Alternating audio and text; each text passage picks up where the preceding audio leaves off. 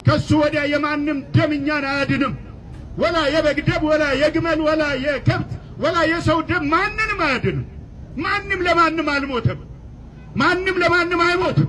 እሱ በሰው አይመሰልም። እኛን ደግሞ በአምሳያው አልፈጠረንም። ሰው አድርጎ ነው የፈጠረን። ለፈጣሪ ሰዎች ስም አያወጡለትም። ፈጣሪ ሰዎች አይገሉትም።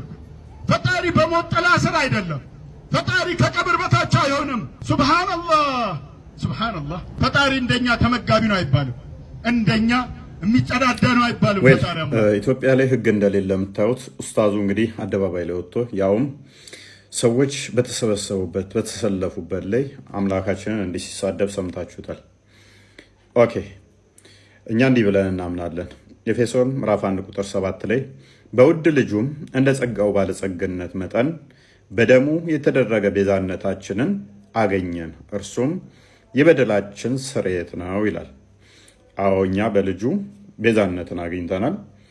የጌታችን የመድኃኒታችን የኢየሱስ ክርስቶስ ደም ከኃጢአት ሁሉ ያድናል ብለን እናምናለን። የበግ ሆነ የሌላ ፍጡር ደም ሊያድን አይችልም።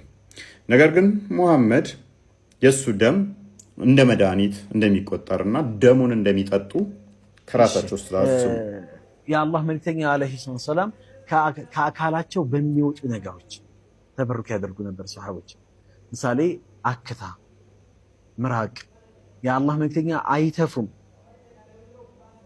ልክ ሲተፉ ምራቅ ሲተፉ አክታቸውን ሲተፉ ሰሃቦች እንደ ኃይለኛ በረኛ ተወርውረው ይይዛሉ። መሬት ላይ ጠብ ብሎ አያውቅም። የሚገርመው ነገር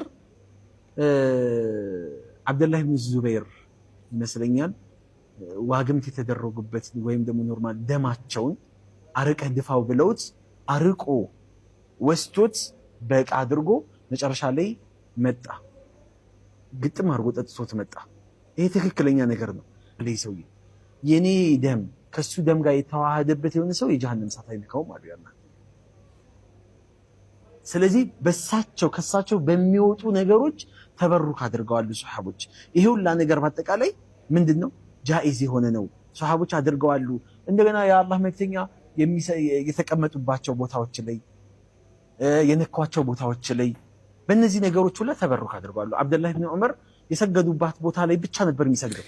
መልካም እንደሰማችሁት ነው ኡስታዙ በኩራት ሲናገር ደም የሙሐመድን ይጠጡ እንደነበር ነው። ሙሐመድም ደሜ ከደማቸው የተቀየጠ ገሃነም አይገቡም እንዳለ ተናግሯል ኡስታዙ አይደለ? እኛ የጌታችን የመድኃኒታችን የኢየሱስ ክርስቶስ ደም በመስቀል ላይ ያፈሰሰው ከኃጢአት ሁሉ ያነጻል ብለን እናምናለን። እንደ ሙሐመድ የፍጡር ደም ስላልሆነ ማለት ነው። ቤዛነትን ያገኘ ነው በእርሱ ስለሆነ በክርስቶስ በደሙ ስርየትን አግኝተናል ብለን እናምናለን። ደሙን ከጠጡት ውስጥ ለምሳሌ ማሊክ ኢብን ሲናና ድራንክ ሂዝ ብለድ ኦን ዘ ዴይ ኦፍ እሁድ and he licked it up። ደሙን የእሁድ ዕለት ጠጥቶ ነበረ። እንደገና ደግሞ የሚደማውን የሙሐመድን አካል ይመጥ ነበር፣ ይጠባ ነበረ። ሙሐመድ በዚህ ምክንያት ምን አለ? The prophet allowed him to do that። ደሙን እንዲመጣው እንደ መሽገር ተጣብቆ ደሙን ሲመጣው ሙሐመድ ፈቀደለት። አስባችኋል? በቆማችሁበት ደማችሁ ሲፈስ ሰንበዲ መጥቶ ደማችሁ ሊክ ሲያደርግ ሲጠባው ሲመጣው ሲልሰው አስቡት እስቲ። ከዛ ደግሞ እናንተ ናላስ ጥባ ብላችሁ ስፈቅዱለት ነብዩ ይሄንን አድርጓል። ለምን አደረገ? ይሄው ማስረጃው። then he said the fire will not touch you። ምን አለ? ከዛ ደሙን ካጠጣ በኋላ ደሙን ካስላሰ በኋላ ደሙን ካጠባው በኋላ ገሃነም አይነካህም፣ እሳት አይነካህም አለው ማለት ነው። በተመሳሳይ አብደላ ኢብን ዙበይር ደግሞ እንደዚሁ ደም ካብ ተደርጎ ሙሐመድ ድፋ ሲባል ወስዶ ለግቶታል ማለት ነው። ጠጥቶታል እንደተጠማ ሰው። ሙሐመድ ደሙን ብቻ አይደለም ያጠጣው፣ ህፃናትን ደግሞ ለሃጩን ይግት ነበረ። ለሃጩን የሚግታቸው ህፃናቶቹ እንዲባረኩ እንዲድኑ ወይንስ ገሃነም እንዲገቡ አስቦ ነው በእስልምና ህፃኑን ደም ለሃጭ የሚግታው። ማስረጃ ይኸው ሳሂህ ቡኻሪ 39:10 ላይ the first thing that went into the child's stomach was the saliva of the prophet። የመጀመሪያው በህፃኑ ሆድ ውስጥ የገባው ምንድነው ይላል? የሙሐመድ ለሃጭ ነው ይላል። ለሃጩን የጋተው ሙሐመድ ህፃኑ እንዲድን ወይንስ በሽታ እንዲያዝ እንዲታመም በረከት እንዲያገኝ ወይንስ እንዲረገም? ምላሽ ከእናንተ ፈልጋለሁ። ነቢዩ የትኛውን ቦታ አክታውን በደፋ ቁጥር ሳቦቹ ምን ያደርጋሉ? ማስረጃ ሳሂህ ቡኻሪ 27:31 27:32 Whenever Allah's messenger spat, the spittle would fall in the hands of one of the companion of the prophet, who would rub it on his face and skin. ነቢዩ በየትኛውም ቦታ ላይ ለሃጩን አክታውን አክቱ ባለ በቁጥር እንደ በረኛ ተወርረው ዘበኛው እንትኑም እንዳለው ኡስታዙ እንዳለው ለሃጩን ይይዙና ፊታቸውን ይቀባሉ፣ ቆዳቸውን ያሻሹበታል። በመሐመድ አክታ በመሐመድ ቋክታ ሲል ያንን ለሃጭ ሄደው አምጥተው ይቀቡታል፣ ይታጠቡበታል፣ እንደገና ደግሞ ይጠጡታል። የመሐመድን ለሃጭ የሚቀቡትና የሚታጠቡበት እንዲድኑ እንዲባረኩበት ወይንስ መርገም እንዲመጣባቸው? መልሱን ለእናንተ ይቆይ። ምን ለሃጩ ብቻ? ለሃጩ መጠጣት፣ መጋት፣ መቀባት፣ ደሙን መጠጣት፣ መላስ ብቻ ሳይሆን ላቡን ምን ያደርጋሉ? ሱነን ናሳኢ 53:71 ላይ ይኸው የነቢዩ ሚስቶች ደግሞ ለሃጩን እንትኑን ይሄ የሚፈሰው ላቡን ምን ያደርጋሉ? በሽቶ ዕቃ አስቀምጠው ይቀቡት ነበረ።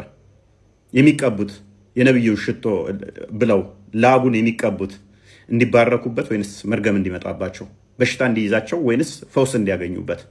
ምን ይሄ ብቻ? እችን ደግሞ መረጃ አልጨምርላችሁ። Something similar is related about when a woman drank some of his urine. የነቢዩን ሽንት ኢትዮጵያውያን አይደላችሁ ሙስሊሞች እዚህ ያላችሁ የምታዳምጡኝ? የነቢዩን ሽንት የጠጣች ኢትዮጵያዊት አለች። ምን አላት ነቢዩ? He told her, you will never complain of a stomachache.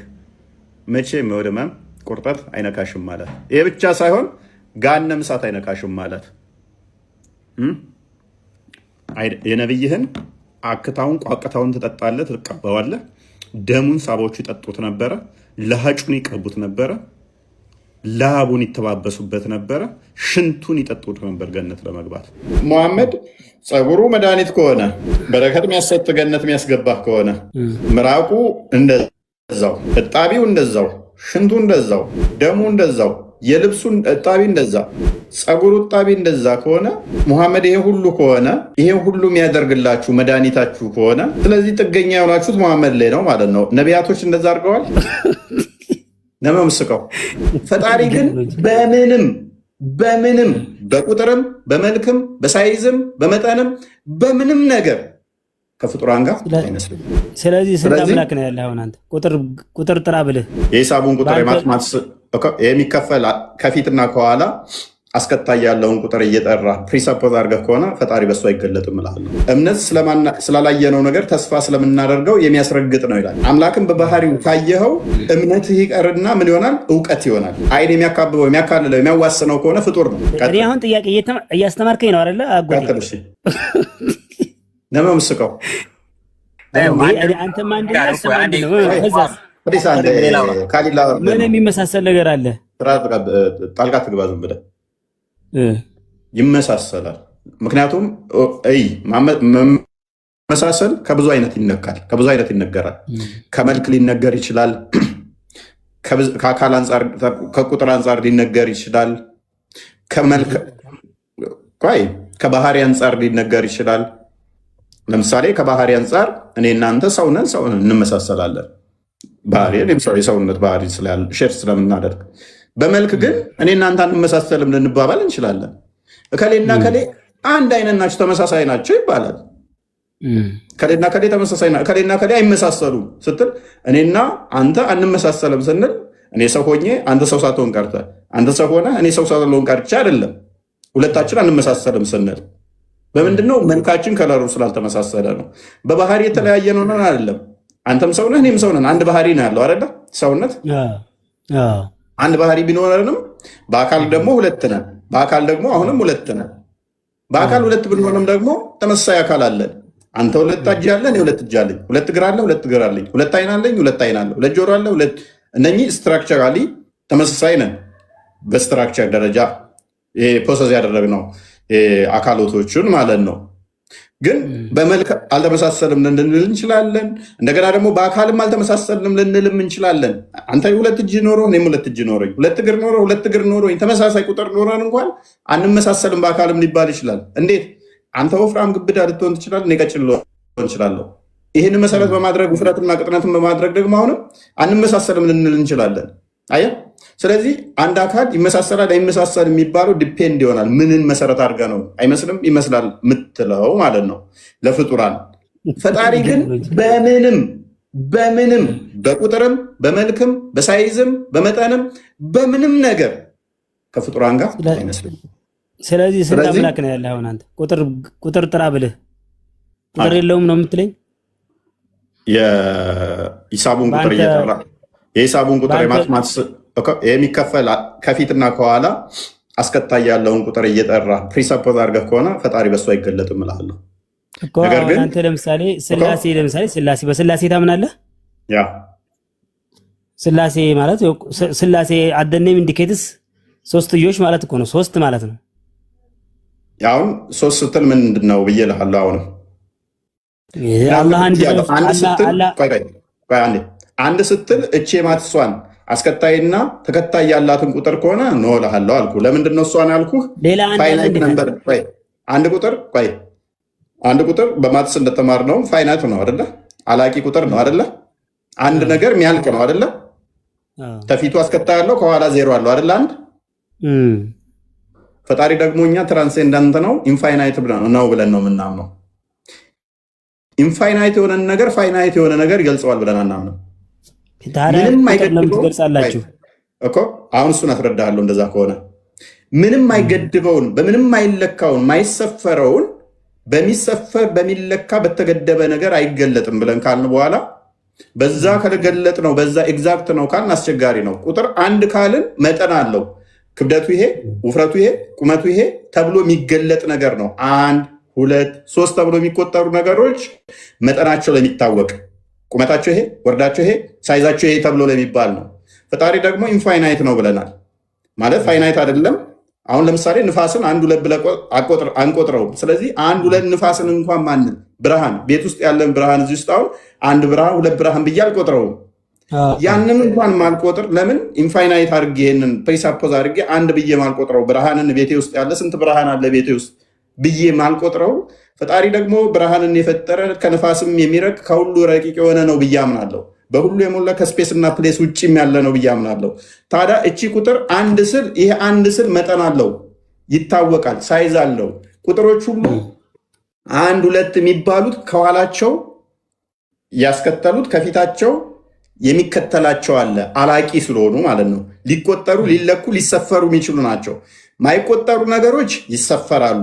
1 ብርጭቆ ውሃ 2 ምናምን በብርጭቆ ውሃ ተብሎ ሊለካ ይችላል ስለማይቆጠር። ካውንቴብል ኤንድ ኢንካውንቴብል ነምበር የሚባል አለ በግዑዛን ላይ እንኳን ለውሃ ውሃ ንፋስ እንደዚህ አሁን አንቆጥራቸውም አንካውንቴብል ስለሆኑ 1 ውሃ 2 ውሃ ምናምን ብለን አንቆጥርም፣ በቃ ነው የምንሰፍራቸው።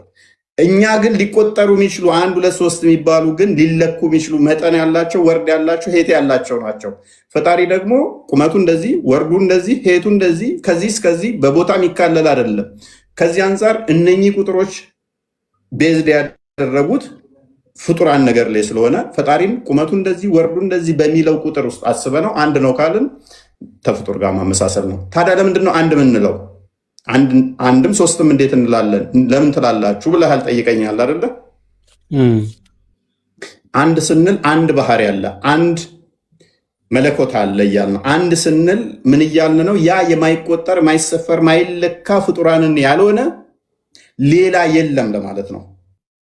እንደሱ ያለ እሱም አምሳያ የለውም፣ አንድ ነው። እሱን የሚመስል የለም። እኛም እኮ እንደዛ ነው። አላህ አንድ ነው። ቁጥርን ሰፖዝ አድርገን ያ ቁጥርን የለውም ለማለት እኮ ነው። ታዲያ ያ ተገናኘን ማለት ነው። ፕሪሰፖዝ አድርገን እኛ ምንድነው እሱን የሚመስል የለም። ስለዚህ አንድ መለኮት አለ። በአንድ መለኮት እኛም እኮ እንደዛ ነው ያለው። እኛ አንድ ብለን ቆይ ግጥታና ክላስ ውስጥ ስንት ሰው አለ ብትል ለምሳሌ ቆይ አንዴ ኔክስት ፍሬንድ እንምጣ እኮ ኔክስት ፍሬንድ እንገናኛለን። ስለዚህ አንድ መለኮት ስንል ሌላ ባህር የለም፣ ሌላ ፈጣሪ የለም፣ እርሱ ብቻ ነው። አንድ መለኮት ብቻ ነው ያለው እያልን ነው። ስፔሻል መሆኑ ማሳያ ነው። ያ እንጂ ቁጥርን ከፍጡር ልዩ ፕሪሰፖዝ መሆኑን አድርገን ማሳያ አይደለም። ነው። ያ ቁጥርን ፕሪሰፖዝ አድርገን አይደለም። እቺ የምትካፈለውን ቁጥር ታሳቢ አድርገን አይደለም። አንድ ምን ነው እኛ ግን ያንን ታሳቢ አድርገን ነው። እኛ ግን እሱን አናደርግም። አየህ እኛ ደግሞ እሱን ታሳቢ አድርገን ነው። አላህ አንድ ነው ስንል ቁጥሩ ራሱ ይሄ አማርኛው ቁጥር አለ አይደለም ብራዘር? ሁለት አንድ አላህ አንድ ነው ስንል ሁለት አይደለም ሶስት አይደለም ማለታችን ነው። በነገር ላይ አላህ ብቸኛ ነው። ስለዚህ ቁጥርን ብቸኛ ነው ማለት ነው። ጎበዝ ቁጥርን ታሳቢ አድርገህ ከሆነ ቅድም ቁጥርን ዲፋይን ባደረኩት መሰረት ቁጥሮች ከኋላቸው የሚያስከትሉ ከፊታቸው የሚሄድ አለና ፋይናይት ናቸው። መሀል ስለሆኑ ፋይናይት ናቸው። ስለዚህ አምላክ ፋይናይት ነው ማለት ነው። ትራንሴንደንት አይደለም፣ ኢንፋይናይት አይደለም። የፍጡራን መለኪያ የሚለካበት ቁመት ያለው ወርድ ያለው ሄት ያለው የሚታወቅ ነው ማለት ነው። ምክንያቱም እነኚህ ቁጥሮች ሪፕሬዘንት የሚያደርጉት የሚታወቅማ ሊሆን አይችልም። ቅድም ተስማምተናል። ለይሰ ከሚስሊሂ ሸይኡን ወሁወ ሰሚዑል በሲር ይላል። እሱ አላህ አንዳች የሚመስለው ነገር የለም ወለም የኩን ለሁ ኩፉወን አሐድ ይላል። ስለዚህ ኮንትራዲክሽን ሰልፍ ሪፊቴሽን ራስ ላይ እየሰራ ነው። ምክንያቱም ምን አመጣ መሰለ ኢንፋይናይት የሆነውን ነገር ደግሞ ፋይናይት ይገልጠዋል ብለኸኛል እኮ። ምክንያቱም እኔ እኮ አይዲድን ሳይዝ ኢንፋይናይት ነው ኢንፋይናይት አይደለም እኮ አላልኩህም እኮ ቅድም። እሺ ወደ ኔክስት እንለፍ። እሺ ወደ ኔክስት እናልፍ። እንዴት እንደሚመስል ላሳየ።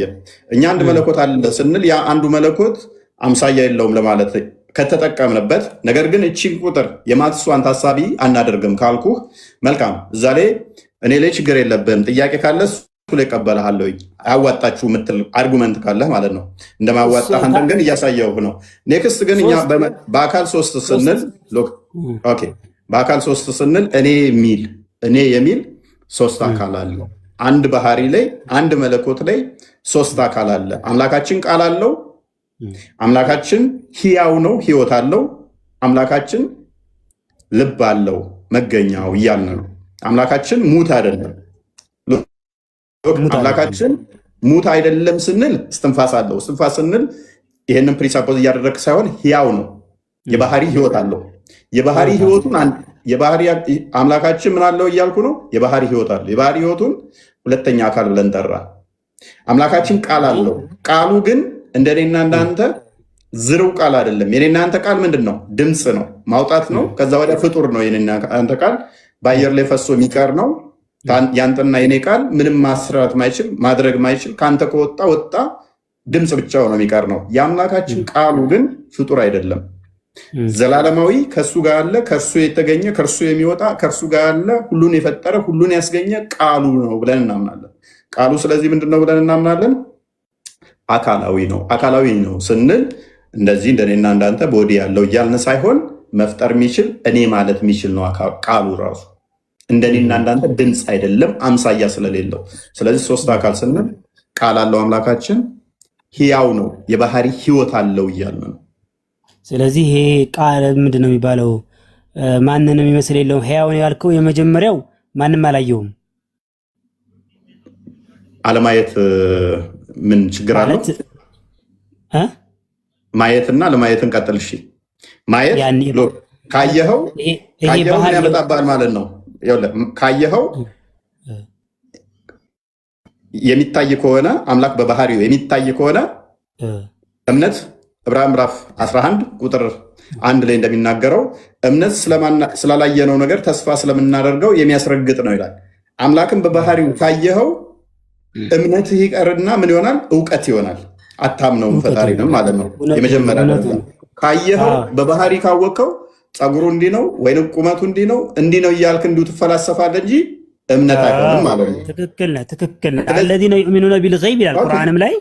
እነዛ በገይብ ሳያዩ ያመኑ ይላል ቁርአንም ላይ። ሳያዩ የሚያምኑ ብፁዓን ናቸው ይላል። ልምጣልህ። ቆይ እሺ አላየኸውም ብለህ ስለጠየቀኝ ነው እኮ። አላዩትም፣ ፍጥሯኖች አላዩትም። ያን ነው አለማየታቸው። አሁን ችግሩ ምንድን ነው? ችግር አለው እያልኩ እኮ አይደለም፣ ጥያቄ ነው። እኔ እንዳምናለሁ ፈጣሪ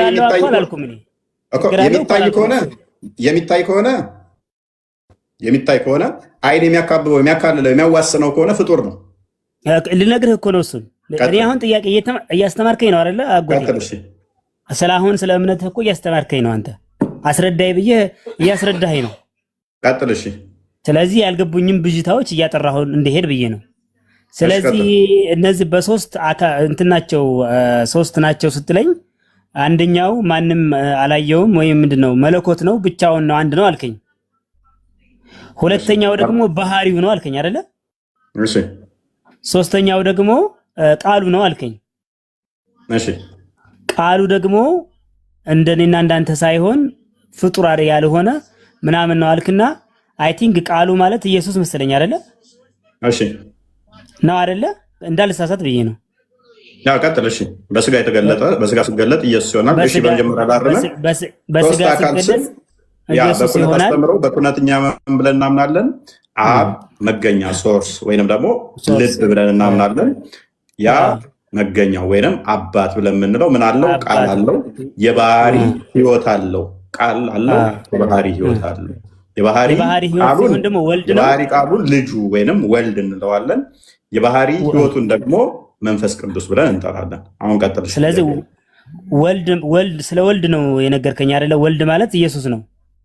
በስጋ ሲገለጥ ኢየሱስ ይሆናል። አሁን በስጋ ሲገለጥ ኢየሱስ ይሆናል። ጥያቄ ምንድነው? ጥያቄ ምንድነው? አሁን አብና መንፈስ ቅዱስ እሺ ፍጡራኖች አይተውታል አላዩትም? ኦኬ። አብና መንፈስ ቅዱስን ፍጡራን አይተውታል አላዩትም? የስ ኦር ኖ ኩዌሽን ነው። አይተውታል ኦር አላዩትም ነው። አይ ሆፕ ሶ። መልካም ምላሹ ምንድነው? አብና መንፈስ ቅዱስን ፍጡራን አይተዋል አላዩም? እግዚአብሔር በባህሪ የሚታይ አይደለም። እግዚአብሔር በባህሪ የሚታይ አይደለም። ስለዚህ አላዩትም። ስለዚህ በባህሪ የሚታይ አይደለም ካልኩህ በአካል ከፍለህ አብና መንፈስ ቅዱስ ይታያል አይታይ የሚለው አያስኬድም ማለት ነው። ወልድም አልታየም ማለት ወልድ እኮ ለብቻው ታይቷል ብዬ ነው። ወልድ እኮ ታይቷል ብዬ ነው። በባህሪ አልታየም። ባህሪው እዛ ሲያደርግ የነበረው ባህሪው አይደል እንዴ? ለምሳሌ ሲምራቸው እየተጠቀጡት አውፍ ሲላቸው ነበር። ያ እኮ ባህሪ ማለት እኮ ባህሪ ነው አይደለ? ሲቸገሩ አይናቸውን አብሶ ሲያበራላቸው ለምጥ የነበሩትን ሲያድናቸው ይሄ እኮ ባህሪው እኮ ነው። ወልድ ማለት ምን ባህሪ ያለው? ውይ ወልድ እኮ አስተማሪ ነበረ እንዲህ ነበረ ይባላል። ባህሪ ነው። ሌላ ባህሪ ምን አለው ታዲያ? አዳምጠኝ። ክርስቶስን ያየነው በስጋ ነው። የማይታየውን ያየነው በስጋ ነው። ያ አስቀድሞ ማይታየው ረቂቅ እርሱ ሁሉን የሞላ ሁሉን የሚገዛ ከቦታና ከስፔስ ውጭ ያለው የማይታየው በሚታይ ስጋ ተገለጠ። ለምሳሌ ከመታየት አንጻር ስላነሳ ቶማስ ጠይቆ ነበረ። ዮሐንስ ወንጌል ምዕራፍ 11 ላይ ዮሐንስ ወንጌል ምዕራፍ 14 ቁጥር 11 ላይ ዮሐንስ 14 ቁጥር 9 እስከ 11 አብን ብቻ አሳየንና ይበቃናል አለ። እስከዛሬ ከአንተ ጋር ስኖር አታውቅም እንዴ? አብ በእኔ እንዳለ እኔ በአብ እንዳለው አታውቅም አለው። እኔን ያየ አብን አይቷል አለው። ቅድም ያነሳውን በባህሪ ስለሚመሳሰሉ አብ የሚያደርገው ወልድ ስለሚያደርግ ማለት ነው። በባህሪ ታዲያ እንዴት ነው ብለህ ስለጠየቀኝ አብ የሚያደርገው ሁሉ ወልድ ስለሚያደርግ ወልድ የሚያደርገው ሁሉ አብ ስለሚያደርግ እኔን ያየ አብን አይቷል አለ። ያ ማለት ግን አብ እንዲህ በስጋ ተገልጦ ወይንም ደግሞ በስጋ እንደ ኢየሱስ እንደዚህ ስጋ ደም ያለው ነው ማለት አይደለም። ይህንን እንዳትል ደግሞ ሉቃስ ወንጌል ምዕራፍ 24 ቁጥር 39 ላይ እግዚአብሔር መንፈስ እንደሆነ ዮሐንስ ወንጌል ምዕራፍ 4 ቁጥር 24 ላይ ከነገራቸው በኋላ እነሱ ጋር ሲገለጥ ሐዋርያቶቹ ጋር ሲደነግጡ መንፈስ ስጋና ደም አጥንት የለውም ይላል። እግዚአብሔር መንፈስ እንደሆነ ነግሮናል። ስለዚህ እኔን ያየ አብን አይቷል ሲል አብም እንደሱ ስጋና ደም አጥንት አለው ማለት አይደለም። ነገር ግን በባህሪ አንድ ነን። ስለዚህ እኔ ማደርገውን አብ ያደርጋል፣ አብ የሚያደርገውን እኔ ያደርጋለሁ። እኔን አየህ ማለት እኔን አመንክ ማለት በአብም ታምናለህ እንዳመንክ ነው ማለት ነው። ምክንያቱም ዮሐንስ ወንጌል ምዕራፍ 5 ቁጥር 17 ላይ አብ የሚያደርገውን እኔ ያደርጋለሁ፣ አብ እስከዛሬ ይሰራል አባቴ እኔም እሰራለሁ ብሎ አስቀድሞ ስለነገራቸው ማለት ነው። በባህሪ ስልህ ቅድም ምን እያልኩ መሰለ? በስጋ ሳይገለጥ በስጋ ተገልጦማ ማይታየውን አየን፣ ማይዳሰሰውን ዳሰሰን፣ ማይነካውን ነካን ብለን እናምናለን። እኛ ምን ስለሆነ በስጋ ስለተገለጠ ማይታየው፣ ማይዳሰሰው፣ ማይነካው በእግዚአብሔር መልክ ሲኖር የነበረው ፊልጵስዩስ ምዕራፍ 2 ቁጥር 5 ላይ እንደሚናገረው እርሱ በእግዚአብሔር መልክ ሲኖር ሳለ ከእግዚአብሔር ጋር መተካከል መቀማት እንደሚገባው አልቆጠረም። ነገር ግን የባሪያን መልክ ይዞ በምስሉም እንደ ሰው ተገኝቶ ይኸውም ለመስቀል ሞት እንኳን ራሱን አሳልፎ ሰጠ ይላል።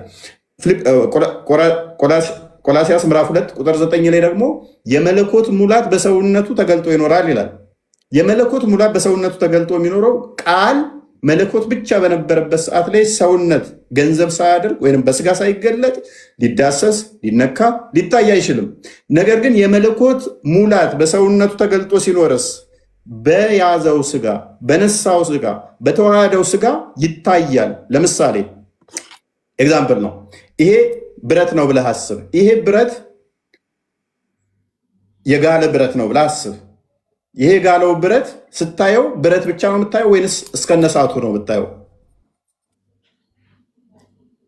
ምን አልከኝ? ይሄ ብረት ነው ብለህ እናስብ። ብረቱ ቢግል ቀይ ቢሆን ምኑን ነው እያየህ የሚሆነው? ቀይ የሚሆነውን ነገር ነው የማየው። ብረት ነው የምታየው ወይንስ እሳት? የጋለ ብረት ነው የማየው። የምትይዘው ብረቱን ነው ወይንስ እሳቱን? ብረቱን ነው የምትይዘው እንጂ እሳቱ የለም አለ። እሳቱ ሊያዝ ይችላል። እሳቱ ነበልባል ይያዛል? አይያዝም። ታዲያ እንዴት ተያዘ? ኤኒዌይስ እንዴት ተያዘ? የብረቱን ገንዘብ አድርጓል። እሳቱ የብረቱን ገንዘብ አደረገ። ብረቱም ደግሞ የእሳቱን ገንዘብ አደረገ። ብትመታው ብረቱን ብቻ አይደለም የምትመታው፣ እንደፈለግ ይታዘዝላል። ብረቱን ስመታው ለምን? እሳቱን ስለተዋሃደ። እሳት ነበልባል ነው፣ የሚመታ አይደለም፣ የሚያዝ አይደለም፣ የሚጨበጥ አይደለም። ነገር ግን ያ እሳት ብረቱን ስለተዋሃደ በብረቱ አማካኝነት እሳቱ ይታያል። በብረቱ አማካኝነት እሳቱ ይነካል። እሳቱ በባህሪው የሚጨበጥ የሚዳሰስ አልነበረም። ስለዚህ መለኮት የሚታይ አይደለም፣ የሚዳሰስ አይደለም፣ የሚነካ አይደለም። ነገር ግን በስጋ ምን ተገለጠ? በስጋ የመለኮት ሙላት ተገልጦ ስላለ በዛ ታየ ማይታየው እንላለን። ዮሐንስ ወንጌል ምዕራፍ 1 ላይ ቁጥር 18 ላይ እግዚአብሔር ማንም ያየው የለም አንድያ ልጁ በአባቱ እቅፍ ያለ እርሱ ተረከው ይላል። ማንም ሊያየው አልቻለም፣ ማንም አያየውም። ነገር ግን በስጋ ስለተገለጠ ተረከው ይላል። ቆላሲያስ ምዕራፍ 1 ቁጥር 15 አንዴ ክፈተው። ቆላሲያስ ምዕራፍ 1 ቁጥር 15 ላይ እንደዚህ ይላል፣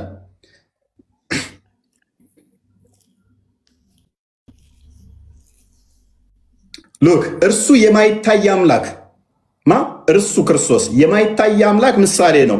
የሚታዩትና የማይታዩት ዙፋናት ቢሆኑ ወይም ጌትነት ወይም አለቅነት ወይም ስልጣናት በሰማያትና በምድር ያሉት ሁሉ በእርሱ ተፈጥረዋልና እርሱ ከፍጥረታት ሁሉ በኩር ነው። ስለዚህ እርሱ የማይታይ አምላክ ምሳሌ ነው። እንዴት? በስጋ ተገለጠ። ለማይታየው አምላክ ሁሉ የተፈጠረው በማን ነው? በእርሱ በወልድ። ዕብራውያን ምዕራፍ 1 ቁጥር 3 እንደሚናገረው ማለት ነው። ሪፕሬዘንታቲቭ ነው ማለት ነው። ሪፕሬዘንታቲቭ ማለት ስለማይታየው አምላክ ሪፕሬዘንት አድርጎ ነው የመጣ ነው ማለት ነው። ወልድ ማለት ነው ኢየሱስ ቅድም አምላክ ወይም አብን ሪፕሬዘንት አድርጎ የመጣ ነው ማለት ነው። ያ አሁን እንደተለው ማለት ነው። ሎክ አብ በሱ አለ አይደል? አብ የፈጠረው በማን ነው? አብ የፈጠረው ራሱ በልጁ እኮ ነው። አብ የፈጠረው ራሱ አምላክ ስትል የሚመለክ ወይንም ደግሞ የሚፈጥር ነው አይደለ? አብ ራሱ የፈጠረው እኮ በልጁ ነው። በእኔ አብ አለ አለን አይደለ? የማይታይ አለ በባህሪ ያ የማይታየው የማይዳሰሰው የማይነካው ግን አካላዊ ቃል ቃሉ በስጋ ተገለጠ። በሚታይ በሚዳሰስ በሚነካ ተገለጠ። እኔ አሁን አንተ ጋር ያልመጣሁብህ የኛውን ብቻ ላስረዳህ ብዬ ነው። አንተ ጋር ስመጣ ሊገባ ብዬ አስባለሁ። ያ የማይታየው ቃል አይምን አብ ራሱ ልጁን ዓለማትን የፈጠረው በልጁ ነው፣ በቃሉ ነው የፈጠረው። በልጁ ነው የፈጠረው። በልጁ ወይንም በቃል ልጅ የተባለው ከእርሱ የተገኘ ከእርሱ የተወለደ ስለሆነ ልጁ ተባለ። ቃል ምንለው እናንተ ምን ብላችሁ ታምናላችሁ? ቁርአን ብላችሁ ታምናላችሁ። ለምሳሌ ቁርአን ያላ ቃል ነው። ያላ ቃል ይታያል ወይ ብዬ ብልህ ምንድን ነው መልስህ? ያላህ ቃል ተጽፎ ታየዋለህ። እንዴት ሊታይ ይችላል? ያላ ቃል ቃሉ ተጻፈ ነው። በወረቀቱ አማካኝነት ታየ አይደለ? ያንተ ቃል ሲጀመር ይደመጣል እንጂ አይታይም። ያላ ቃል ፍጡር ነው። ከኔ ቃል ጋር አታገናኝ፣ ትበላለህ። ቅድም አታመሳሰል ብዬ እያመሳሰልክ ነው አይደለም። ስለዚህ አጎቴ ታይር ቃል የሚባለው አካል ቃል የሚባለው ነገር ሲጀመር የሚደመጥ ነው እንጂ። ስለዚህ ቴንኪው እናመሰግናለን። ስለዚህ አላህ ፍጡር ነው የምንለው ለዚህ ነው። የአላህም ቃል እንደኔ ድምፅ ነው እያልክ ነው። ድምፅ ደግሞ ምን ይፈልጋል? ቆይ ሳውንድ ዌቭ ይፈልጋል ለመደመጥ። ድምፅ ሳውንድ ዌቭ ይፈልጋል። ሳውንድ ዌቭ ደግሞ ኢዘር ጋዝ ስቴሽን ወይንም ደግሞ በሶሊድ ወይም በሊኩዊድ ውስጥ ነው የሚያልፈው። ስለዚህ አላህ እንደኔ ፍጡር ነው እያልከው ነው። የሚደመጥ ድምፅ ነው ያለው። ዝሩ ቃል ድምፁ ወጥቶ እንትን የሚል ማለት ነው። ከፍጡር ጋር እያመሳሰልከው ነው። አላህ እኔ አላመሳሰልኩትም ከፍጡር ጋር። ካላመሳሰልክ አላህ ያያል። ድምፁ ይሰማል አይሰማም እንዴት ትላለህ? ካዳ እንዴት ይሰማል? መላእክቶች ሰሙት ይላል እኮ። ስለዚህ በጩኸት በድምፅ ነው። ስለዚህ የአላህም ቃል ማለት ነው። ቁርአኑም ይሄ ለምሳሌ እሺ ላቅልልህና ይሄ ቁርአን ፍጡር ነው ፍጡር አይደለም? ይሄ ቃል የውመል ቂያማ ፋይን በቃ ተስማማው። እናንተም የምትሰሙት ቃል አለ። ይኸውልህ ተስማማው። ወደ ቶፒኩ ለመመለስ ስል ተስማማው። ይሄ የምታየው ቃል ፍጡር ነው ፍጡር አይደለም? ቁርአኑ ምኑ ይሄ የምታየው ፍጡር ነው ፍጡር አይደለም? ፍጡር ነው ፍጡር አይደለም? የአላህ ቃል ፍጡር ሊሆን አይችልም። አጎቴ ታይር ፍጡር ሊሆን አይችልም። ስለዚህ ይሄ እያየሁት ያለሁት ፍጡር አይደለም ማለት ነው። ለምን ፍጡር ይሆናል? የአላህ ቃል እኮ ነው። ቁል ኢነማ ሐረመ ረቢ አልፈዋሒሽ እያለ የአላህ ቃል እኮ ነው። ምንድን ነው እሱ? እሺ ፍጡር ካልሆነ ወልቁርአኑ ከላሙላህ ገይሩ መክሉቅን ይላል። ቁርአን የአላህ ቃል አይልም። እንደዛ ሚል አንድ ሽታውም ጥቅስ የለም፣ ሽታውም የለም። እንኳን ቁርአን ላይ ሐዲስ ላይ የለም። አሁን ያልካትን አታመጣልኝ። ይሄ አቅዋለ ሰለፍ ነው። ይሄ እና ኢማሙ አሁን እሱ ልስማማለህ። መረጃ ስለማታመጣበት ለጊዜው ፓራፍሬዝ አድርገን ወደ ቶፒኩ እንድንመለስ ለመግባባት ያህል ይሄ ቁርአን ፍጡር አይደለም ብለህ ነው የምታምነው አይደለ? እንደ እምነታችሁ የአላህ ቃል ነው ብለህ ነው የምታምነው። ይሄ ወረቀት ላይ ሲጻፍ ይታያል፣ ይዳሰሳል፣ ይነካል። ፍጡር ያልሆነ የአላህ ቃል በወረቀቱ አማካኝነት ይነካል፣ ይዳሰሳል አይደለ? እኛ ደግሞ ምን ብለን እናምናለን? የአብ የባህሪ ቃሉ በደንብ አስተውል። የማይነካው የማይዳሰሰው የማይታየው የባህሪ ቃሉ በስጋ ተገለጠ። ስለዚህ የመለኮት ምዕራፍ በስጋ ውስጥ ኢየሱስ ስጋው ነው ማለት ነው። ቆይ አንዴ፣ ስግው ቃል ነው ኢየሱስ ማለት ስግው ቃል፣ ስጋን የተዋሃደ ቃል ማለት ነው። አንተ የወረቀቱ ቃል ነው ማለት ነው። አሁን ይሄን ወረቀት ብቀደው ሰማይንና ምድርን የፈጠረው በሱ ነው ማለት ነው። በቃል ነው የተፈጠረው ሁሉ። ስለዚህ ወረቀት ኢየሱስ ማለት ነው። ቆይ ፕሊዝ፣ ቃሉ ማለት ኢየሱስ ነው አይደለ? እንኳን ያዳምጣኝ። ቆይ እየተደማመጥን ነው እንዴ? እየመለስክልኝ ብዬ ነው። በተቃራኒው ሰማይና ምድርን የፈጠረው በቃሉ ነው። ቃሉ ኢየሱስ ነው። ስለዚህ ሰማይና ምድርን የፈጠረው ኢየሱስ ነው ማለት ነው። እስኪ እንደዛ የሚል ጥቅስ አሳየኝ እስኪ። ቅድም እኮ አነበብኩልህ እኮ ወንድማችን። ኢየሱስ ታዲያ ሌላ ሶስተኛ ወገን ሆኖ ለምን ያወራል? እንትን ላይ መጽሐፍ ቅዱስ ላይ ፕሊስ እንደ ሶስተኛ ቁርአን። ስለዚህ ለምንድን ነው እንደ ሶስተኛ ሆኖ የሚያወራው? ማለት ቁርአን ደጋግሞ እንደ ሶስተኛ ሆኖ ያወራል። ቁርአን ውስጥ እኛ እያለ የሚያወራበት አለ፣ እነሱ እያለ የሚያወራበት አለ፣ እሱ እያለ የሚያወራበት አለ፣ ብዙ አይነት አለ። ይሄ ሂካያ ነው። ለምሳሌ እስኪ ኢየሱስ እኔ ፈጠርኩ የሚልበት አሳየኝ እስኪ። ለምን እንደዛ ብሎ ያወራል ቁርአን ውስጥ? አንተ ጋር ሲሆን እንደምን እንትን ትላለህ? ማለት ለምሳሌ ስለ ታሪክ ሲያወራ እነ ሙሳ እንዲህ አድርገው እንደዚህ አድርገው ይላል አላህ ሱብሓነሁ ወተዓላ። እሺ ይሁን። ትእዛዝ ሲያዝ ለምሳሌ ቁል ብለህ በል ይላቸዋል። ኖ አላህ በራሱ አንድም ቦታ ሊያወራበት የለም። በራእይ ወይንም እንደዚህ ወርዶ ነው አይደለ? ቁርአን ቀጥታ ለሙሐመድ እንደዚህ የተናገረበት አለ በጅብሪል ዓለይሂ ሰላም አማካኝነት ነው። ስለዚህ በራሱ ቀጥታ ያወራበት አንድም የለም ማለት ነው። ማለት ለጅብሪል ዓለይሂ ሰላም በጅብሪል ዓለይሂ ሰላም አማካኝነት ለነብዩ ሰለላሁ ዐለይሂ ወሰለም ነው የተወረደው። እሱና እንትና የምትለው እኮ ቀጥታ አይባልም። ይሄ እኮ ተዘዋዋሪ ነው የሚባለው። አላህ ቀጥታ መናገሩ በምንም ማድረጃ የለህም ማለት ነው። ስለዚህ ምን ይሆናል? ማን ጥገኛ ይሆናል መሰለ? ማን ጥገኛ ይሆናል መሰለ? ጅብሪል አለ፣ ከአላህ ጅብሪል አለ፣ ከዛ መሐመድ አለ፣ ከዛ ቁርአን ጻፊዎች አሉ። ቀጥታ አይባልም። አየህ፣ ይሄ ቀጥታ የሚባለው መቼ መሰለ? ቀጥታ የሚባለው ቀጥታን ያወራለው አንተ ቀጥታ የተጻፈ ነው የሚሆነው። ቀጥታ ይሳል። ምን ችግር እንደዛ ካልሆነ ደግሞ ምንን ትቀበላለህ መሰለን ነው። ቀደም አነበብኩልህ ዓለማት ሁሉ በልጁ ተፈጠሩ ሲል አልቀበልም ካልክ እኮ ለምን ይላል እንዴ? መጽሐፍ ቅዱስ ላይ አዎ፣ ቀደም እያነበብኩልህ አላየም እንዴ? ምን ይላል? ዓለማት ሁሉ ከጥንት ጀምሮ እግዚአብሔር በብዙ አይነትና በብዙ ጎዳና ለአባቶቻችን በነቢያት ሁሉ ተናግሮ ሁሉ ወራሽ ባደረገው ደግሞም ዓለማትን በፈጠረበት በልጁ። ስለዚህ ቆይ ይሄ አሁን ቀጥታ ራእይ ተገልጾላቸው ይሄ ቀጥታ አይደለም ካልክ እኔ አንተን አላህ ለጅብሪል ነግሮ ጅብሪል ለሙሐመድ ነግሮ ሙሐመድ ለጻፊዎች ነግረው ከጻፊዎች የተረገኘን እኔ ለምን አምናለሁኝ? አያ መጨረሻ ዘመን ላይ እዚህ ጋር ሁሉን ወራሽ ባደረገው ደግሞም ዓለማትን በፈጠረበት በልጁ በዚህ ዘመን መጨረሻ ለኛ ተናገረን ይላል። ያ ወሽል በስጋ ሲገለጥ አስቀድሞ በስጋ አልተገለጠም። ነቢያትን ሲልክ ከቆየ በኋላ እሱ ማን ነው ይላል? የክብሩ መንጸባረቅና የባህሪው ምሳሌ ነው። ከባህሪው ጋር የሚመሳሰል ማለት ነው። የባህሪው ምሳሌ ከተባለ ከእርሱ ጋር የተመካከለ የተመሳሰለ። እናንተ አሁን በባህሪ እንመሳሰላለና ሰው በመሆናችን ውሻ የአንተ የባህሪ ምሳሌ ሊሆን ይችላል? አይችልም። ምናልባት ቁጥር አንዳንድ ባዕድ ከፊል ባህሪዎች ሊያመሳስሉ ይችላል። ይሄ እፎይ ውሻ ነው ቢባል በኔጌቲቭ ሳይድ ነው። በኔጌቲቭ ሳይድ ነው። ይሄ ግን የባህሪው ምሳሌ ሲባል ዓለማትን የፈጠረበት ስለሆነ ነው። ለዚህም ነው የባህሪው ምሳሌ ስለሆነ ክርስቶስ ምን አለ? ዮሐንስ ወንጌል ምዕራፍ 10 ቁጥር 30 ላይ እኔና አብ አንድ ነን አለ።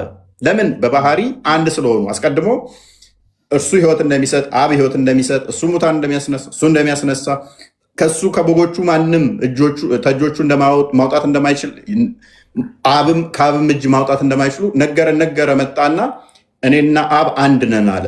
ይህን ጊዜ አይሁዶ የገባቸው ራሱን በባህሪ ከአብ ጋር እያስተካከለ እንደሆነ ስለገባቸው ሊወግሩ ድንጋይ አነሱ።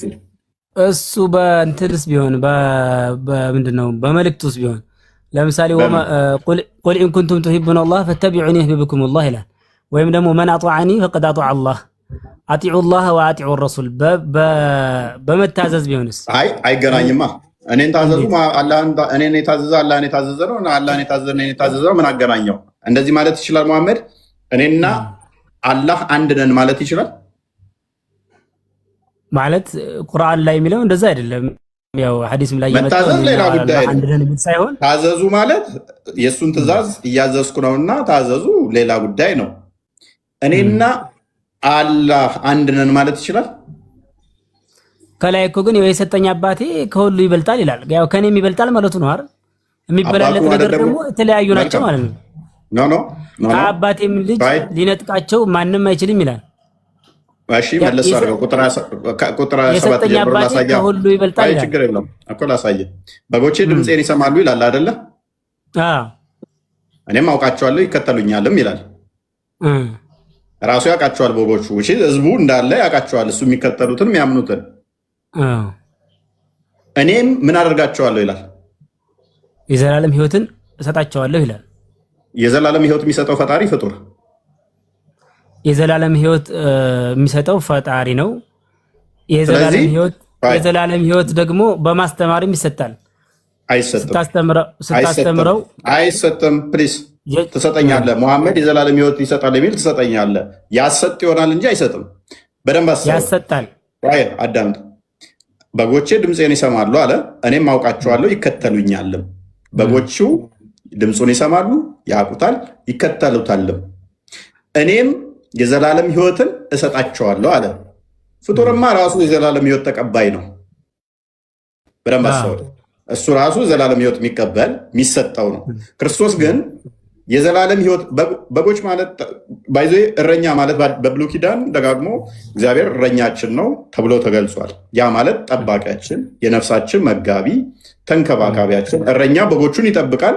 መልካም ሰመር ያለበት ቦታ ላይ አሰማርቶ አብልቶ አጥግቦ ይመልሳቸዋል። ተኩላን እንዳይመጣ ይከላከልላቸዋል። ከቀማኛ ከሌባም ይጠብቃቸዋል። ስለዚህ የነፍሳችን ጠባቂ በብሉይ ኪዳን ደጋግሞ እግዚአብሔር ብቻ ነው የሚሰጠው፣ ለእግዚአብሔር ነው የሚሰጠው። የበጎቹ ጠባቂ ተብሎ የሚባለው እግዚአብሔር ነው። ስለዚህ ከታች ያለው ጥቅስ እኔ እንሄዳለን። ቆይ እንሄዳለን። ስለዚህ በጎቼ ድምፄን ይሰማሉ፣ እኔም አውቃቸዋለሁ፣ ይከተሉኛልም። የሚከተሉት ምን ብለው ነው? ምን ለማግኘት ነው? እኔም የዘላለም ሕይወት ሰጣቸዋለሁ። የዘላለም ሕይወት እንዲሰጣቸው ነው። ለዘላለም ምን አይልም፣ አይጠፉም። ከእጄም ማንም አይነጥቃቸውም። ከእጁም ይነጥቃቸዋል፣ ከእጁም ይነጥቃቸዋል፣ ማንም አይነጥቃቸውም አለ። እሺ፣ ከዛ ከታች ምን ይላል ደግሞ? ኦልራይት። ስለዚህ ከእጁ ማንም ሊነጥቃቸው ካልቻለ የዘላለም ሕይወት እንደሚሰጥ እሱም ከተማመንን፣ ከስር ደግሞ ስለ አባቱ ይነግረናል።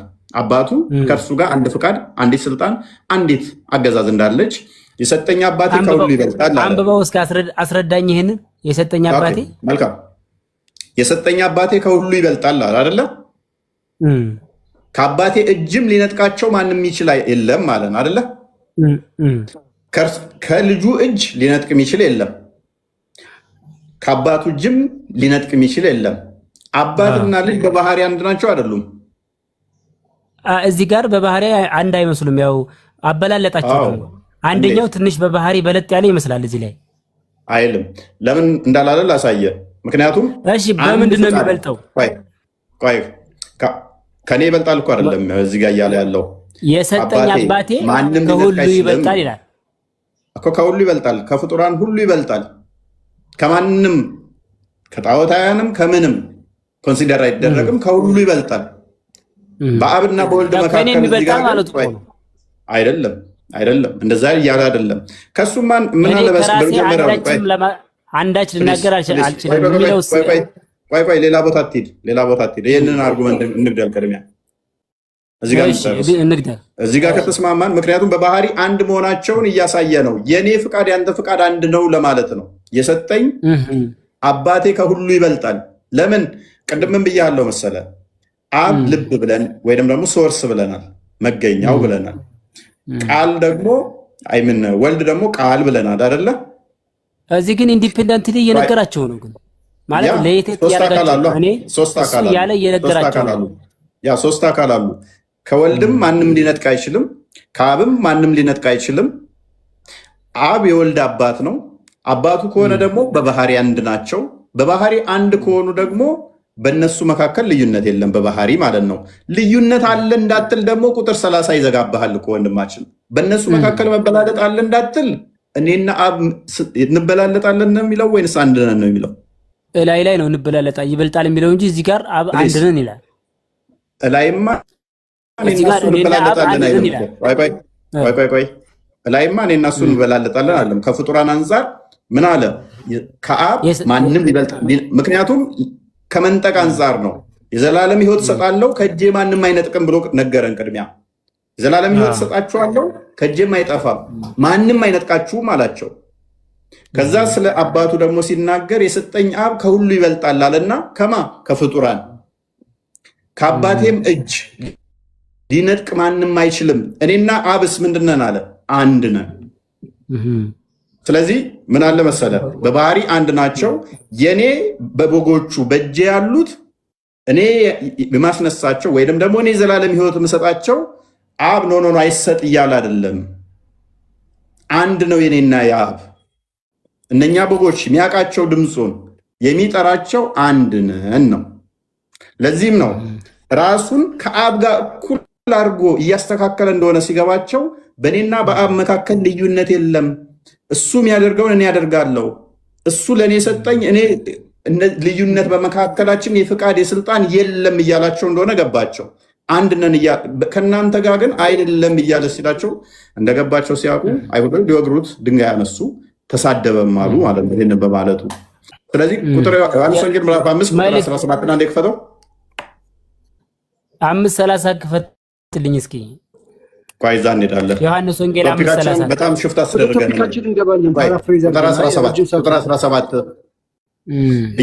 ቁጥር 17 ኢየሱስ ግን አባቴ እስከዛሬ ይሰራል አለ፣ እኔ ደግሞ እሰራለሁ አላቸው ብሎ መለሰላቸው። በሰንበት መስራት የሚችል አብ ብቻ ነው፣ እግዚአብሔር ብቻ ነው። በአይሁዶች መሰረት የሚያውቁት ሰንበትን የሚሰራ ፈጣሪ ነው እንጂ እነሱ በሰንበት አክብረው ቀድሰውም ዘጸአት ምዕራፍ 20 ቁጥር ቁጥር 8 አካባቢ ጀምሮ ሰንበትን አክብረው ቀድሰውም ስለተባለ አይሰሩም። ታጥበው ቁጭ ነው። ሰንበትን ምንም አይሰሩ፣ ምንም የፈሰሰው አያቀኑ። ይሄ ቁርአን ላይም አለ። ሱረቱ በቀራ 65ኛው አያ ላይ ከ61 ጀምሮ በሰንበት የሰሩትን ወደ ጅንጀሮነት ቀይሯቸዋል አላህ በሰንበት ስለሰሯል። ክርስቶስ ግን በሰንበት ይሰራ ነበረ።